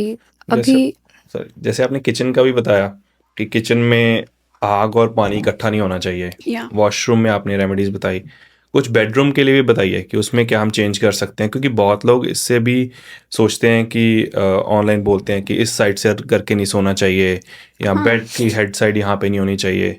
तो उसके बारे में क्या fix कर सकते हैं देखो, लोग? ये एक मैग्नेटिक फील्ड होती है अर्थ की, ये तो हम डिनाई नहीं कर सकते ना. इसका तो प्रूफ है, scientific proof. And since I came from a scientific background, I know. तो मेरा मेजर मतलब किस डायरेक्शन में सोना चाहिए कि देखो, बेडरूम नहीं चेंज कर सकते हो तुम, बट अपनी डायरेक्शन चेंज कर सकते हो ना. तो try to work on that. ठीक है. वो भी नहीं कर सकते हो, नहीं समझ में आता है, हमें यहीं सोना है, क्योंकि लोग बहुत फंसी होते हैं. तो बेडशीट ट्राई टू चेंज. ऐसा नहीं है कि 2-3 सालों से सेम ही बेडशीट्स यूज हो रही हैं, जी. बिकॉज जब हम सोते हैं ना तो बहुत नेगेटिव इमोशंस होते हैं. We are in very unconscious mind. हमें नहीं पता कि हम कितनी चीज़ें ड्रेन कर रहे हैं. आपको पता है ह्यूमन जो ब्रेन है ना, वो 6000 और मिलियन जो सोच है, मतलब इतने विचार उसके मन में आते हैं, और वो कहाँ जाते हैं? It just blend to your sheet, क्योंकि पूरी रात तो जब सोते हैं ना तो it absorbs. Try to change the bedsheet more frequently. Okay. ठीक है. ये वास्तु की रेमेडी नहीं है, ये जेनरिक रेमेडी है, और लोग नहीं करते हैं. They keep using that. A pillow, pillow absorbs a lot of negative energy and it disrupt your sleep. Don't keep pillow more than 3 years. एकदम flat हो जाते हैं. There are a lot of stains on the pillows. या. फेंकते ही नहीं I've है लोग. seen. I know, I have seen those things, but change those pillows. It's and headboard. It should be very solid. It shouldn't be rotating. Otherwise, आपके relationship issues बहुत ज़्यादा होंगे. So try to work on that, and sleeping in southwest direction is the best. कि वो zone जो है ना घर का वहीं बनाए. आपके पैर कौन सी तरफ होने चाहिए और आपका सर कौन सी तरफ होना चाहिए? सर जो है ना वो साउथ या साउथ वेस्ट की तरफ होना चाहिए, नॉर्थ की तरफ सर नहीं। मतलब if you avoid, don't sleep in facing sorry on your head towards the north, because वो नेगेटिव एनर्जी हो जाती है, वो मैग्नेटिक फील हमारी, क्योंकि हमारी जो आपने देखा होगा, आप किसी इलेक्ट्रिकल इंस्ट्रूमेंट को टच करते हो तो you feel the energy, you can't see it but you feel it. Similarly अर्थ इतना वास्ट, इतना मेजर प्लैनेट है, उसमें से कितनी एनर्जी जो है वो रोल आउट हो रही होगी, और हम उसको उस डायरेक्शन में सोकर we invite lot of negative things in our life. तो साउथ वेस्ट की तरफ तुम्हारा सर होना चाहिए एंड पैर तुम्हारी उल्टी तरफ। बस नॉर्थ में मत सो, बाकी जैसे मर्जी सो जाओ, बाकी जैसे मर्जी सो जाओ, है ना। उसको क्योंकि अब हर कोई बोलेगा कि भाई हम तो नहीं रख सकते साउथ वेस्ट में सर, बट हाँ ठीक है, avoid sleeping your head towards north. I see. तो as we have talked about everything but I want to talk about जो हमारे घर की मेन एंट्रेंस है, तो उसको हमारा मेन पोर्टल भी बोला जाता है, एज वहाँ से हम एंटर होते हैं, वहाँ से हम एग्जिट करते हैं। तो कोई ऐसी की रेमेडीज़ बताइए या कुछ ऐसी चीज़ें जो हमें हमारी घर की एंट्रेंस में रखनी चाहिए और नहीं रखनी चाहिए। देखो मेजर जब हम घर में एंटर करते हैं, हम डोर ओपन करते हैं, इट्स लाइक अ माउथ, ठीक है। What we are eating it goes inside and stays whatever it gives you energy, मानते हैं आप। So once you open the door it should gives you a nice feeling. They should not be like we living in that country where we keep our shoes over there scattered. जी, There is no organization for shoes. अब रखेगा, we can't keep our shoes inside, right? What you have to do, have some closet where you can keep your shoes closed. ठीक है, ये एक best remedy है। आप ये करना शुरू करो, फिर देखो कैसे एनर्जी चेंज होती है। Amazon के पार्सल आ रहे हैं, वो डब्बे वहीं पड़े, don't keep those there, pick it up and जो उसकी जगह है उसको वहां पर रखो, डोंट डंप इट। जैकेट्स एक के ऊपर पाइल होती जा रही है, no, keep it very organised. मतलब हर जगह हर चीज़ की एक जगह होनी चाहिए, प्लेसमेंट होनी चाहिए। और घर में एंटर करते ही मिरर नहीं होना चाहिए, ओके, ठीक है। जैसे आप, क्योंकि जिस एनर्जी से आप एंटर कर रहे हैं ना, वही एनर्जी बाहर भी जा रही है, ठीक है। Don't place a mirror in front of your entrance. There should be some beautiful painting, या डिपेंड करता है वो किस डायरेक्शन में है जी, ना। वो तो आपको एक वास्तु एक्सपर्ट ही बता सकता है। You have to consult a vastu consultant की व्हाट वी कैन प्लेस। या there should not be an hurdle in your entrance. एक स्मूथ होनी चाहिए, जैसे खाना एकदम स्मूथली हमारे अंदर से चला जाता है, जी, अच्छा होगा, अच्छा बना होगा, तो वैसे ही एंट्रेंस शुड बी क्लीन।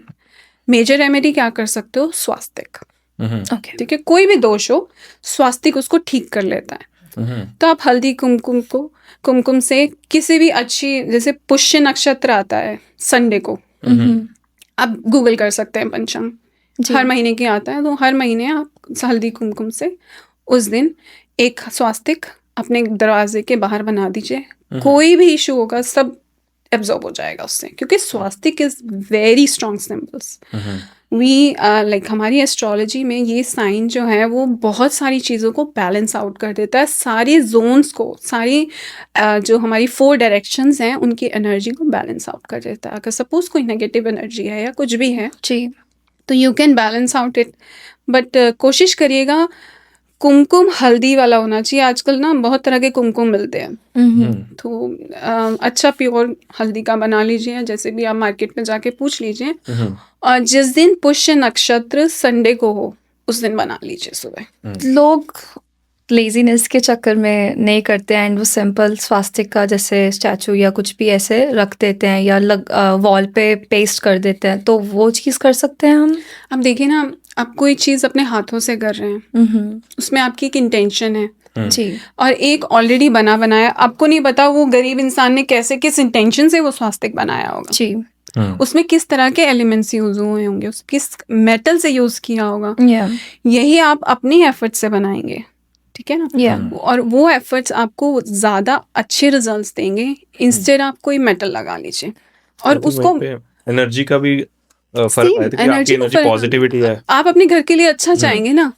अब वो जो इंसान ने, जिसने वो कार्व किया होगा, यू नेवर नो कि वो किस पेन से गुजर रहा है या किस सिचुएशनशिप से निकल रहा होगा। जी, जी ऐसा तो नहीं है कि वो बहुत अमीर होगा और आपके लिए बैठकर वो उस सिंबल को बना रहा होगा। जी so I guess at the end हमें इस चीज़ से ये पता चलता है कि अगर जैसे हम फॉरेन कंट्रीज़ में हैं, हमारी एंट्रेंस में ही लाइक शूज़ को रखने का रिचुअल है यहाँ पे, क्योंकि हाँ, उसको चेंज नहीं कर उसको सकते। चेंज नहीं कर सकते, तो हम उसको क्लोजेट में रख सकते हैं हाँ, to make- क्लोजेट में रखें ताकि दिखे ना, और उसको डेकोरेट करके रखें। उसको डेकोरेट करके रखे तो उसमें कोई इशू नहीं आएगा। उसमें इशू नहीं आएगा। उसमें क्या होगा, आपको खुद अच्छा लगेगा। ये नहीं जी। अब आप क्या, I know you can't change the habit of a kids, but Yeah. If you start changing your habits, your kids जी। Will learn from Your that. kids will learn. And दूसरी चीज़, इट्स वेरी कॉमन हमारी Hindu families में entrance पे ही गणेश जी को रखा जाता है। Yeah. Somebody said to me personally, ये बोला कि गणेश जी को अगर आप एंट्रेंस में रख रहे हो तो उनकी जो बैक साइड है ना, वो आपके घर में ही आ रही है। गणेश जी की बैक साइड आपके घर में नहीं होनी चाहिए। वो back side it should be वहाँ, या तो एकदम घर के एंड में हो, कि उनकी बैक साइड जो लग रही है कि उनका जो है कि वो पीछे है। Yeah. तो how true is that a thing? I won't deny it okay because वो भी एनर्जी है। It's a positive energy. अगर ऐसा है तो आप एक गणेश जी इधर लगा लीजिए, एक गणेश जी अंदर लगा लीजिए, ठीक है। Problem solve. ओके कंफ्यूजन क्यों है? आपको लगता है कि बाहर नहीं होने चाहिए, अंदर ही होने चाहिए, आप अंदर लगा लीजिए। देखो, सारा vastu is an energy and we as in soul carry ourselves with energy. If you balance that energy, आपको लगता है कि नहीं मुझे, अच्छा मैंने गणेश जी बाहर लगा लिए हैं और मुझे वो प्रॉस्पेरिटी नहीं मिल रही है क्योंकि उनकी पीठ मेरे घर की तरफ है, Yeah. तो by one more and place it another side. दोनों साइड हो गए ना, बैलेंस हो गया। बैलेंस हो गया। Makes I won't sense. Deny it. या I think Makes बहुत अच्छा sense. आपने एक्सप्लेन किया, चाहे एस्ट्रोलॉजी को, चाहे रेमेडीज को लेके, चाहे वास्तु को लेके। अब आप बताइए कि लोग आपको कांटेक्ट कैसे करें? जी, मैं आपको अपना फ़ोन नंबर और अपना चैनल आपको बता दूंगी, आप उसको टैग कर दीजिएगा। और देखिए, कॉन्टैक्ट ऐसा होता है कि अगर आप बहुत ज़्यादा परेशानी में हैं और आप बहुत मेजर डिसीजंस ले रहे हैं, तो you should definitely contact it. And vastu से हम ऐसी चीज़ें अलाइन कर सकते हैं जो आप अपने लाइफ में विद इन आवर्स चेंजेस देख सकते हैं। So I am so confident about it. मैंने अपने क्लाइंट्स के साथ ये वर्क करके देखा है। That's why I am confidently telling you कि you should come to me and have one consultation and see the difference in your life. Definitely. और जैसे कि आपने बताया कि कुछ आवर्स में ही आपको रिजल्ट दिखने को मिल सकते हैं, so I M vastu sure से मिलते हैं। या तो लोग जरूर उसको फॉलो करेंगे। एक लास्ट पे खत्म करने से पहले क्विक रैपिड फायर करते हैं इस हैवी मोमेंट को थोड़ा सा लाइट करने के लिए। It's very simple questions, but I think मज़ा आता है क्योंकि क्वेश्चन होता है एंड देन उसका 1-1, 2-2 वर्ड में जैसे भी आपको सही लगता है आप आंसर कर सकते हैं। Okay, I am ready. Okay, so let's start. So the first question is one myth about astrology. That it is a miracle and it is not destiny based. Do you think that this is a science or this is a pure belief? It's a science. Can Vastu fix laziness? Definitely. Can Vastu change your luck overnight? In few hours, if it's in a correct direction. Yes. Can I blame planets for the bad decisions I make in life? Never, because you have your free will in your hand. You cannot rely on planets. क्या साढ़े सती सच्ची में बहुत बुरी है? No, not for everyone. It's best for many people, and it gives you a life lessons in your life which you never accept. Which planet is responsible for texting your ex back, or is this even real? It should more related to Mercury. When the Mercury gets retrograde, then your ex can. So do you think like free will होती है या फिर is it just karma based? It's always a free will. Everything is given, like human are meant to take their own step in the way they want it. आपको पता होना चाहिए कि आपकी destiny आपको इस action से कहाँ लेके जाएगी। Sounds good. I think that was really nice. And again, I guess rapid fire में भी वही questions हुए जो हमने पहले पूछे, and it's just a quick answers of those. Thanks for having me. Yeah, thank you so thank much you. Isha. I think लोगों को आज स्पेशली कनेडियन ऑडियंस को काफ़ी कुछ Yeah. सीखने को मिलेगा आज के पॉडकास्ट से। एंड आपने बहुत ही सिंपलेस्ट वे में एक्सप्लेन किया है, तो I am tried my sure लोगों best. को मज़ा आएगा। Yeah. Thanks, sir. Thank you so much guys, मिलते हैं जल्दी नेक्स्ट पॉडकास्ट में। Till then good luck.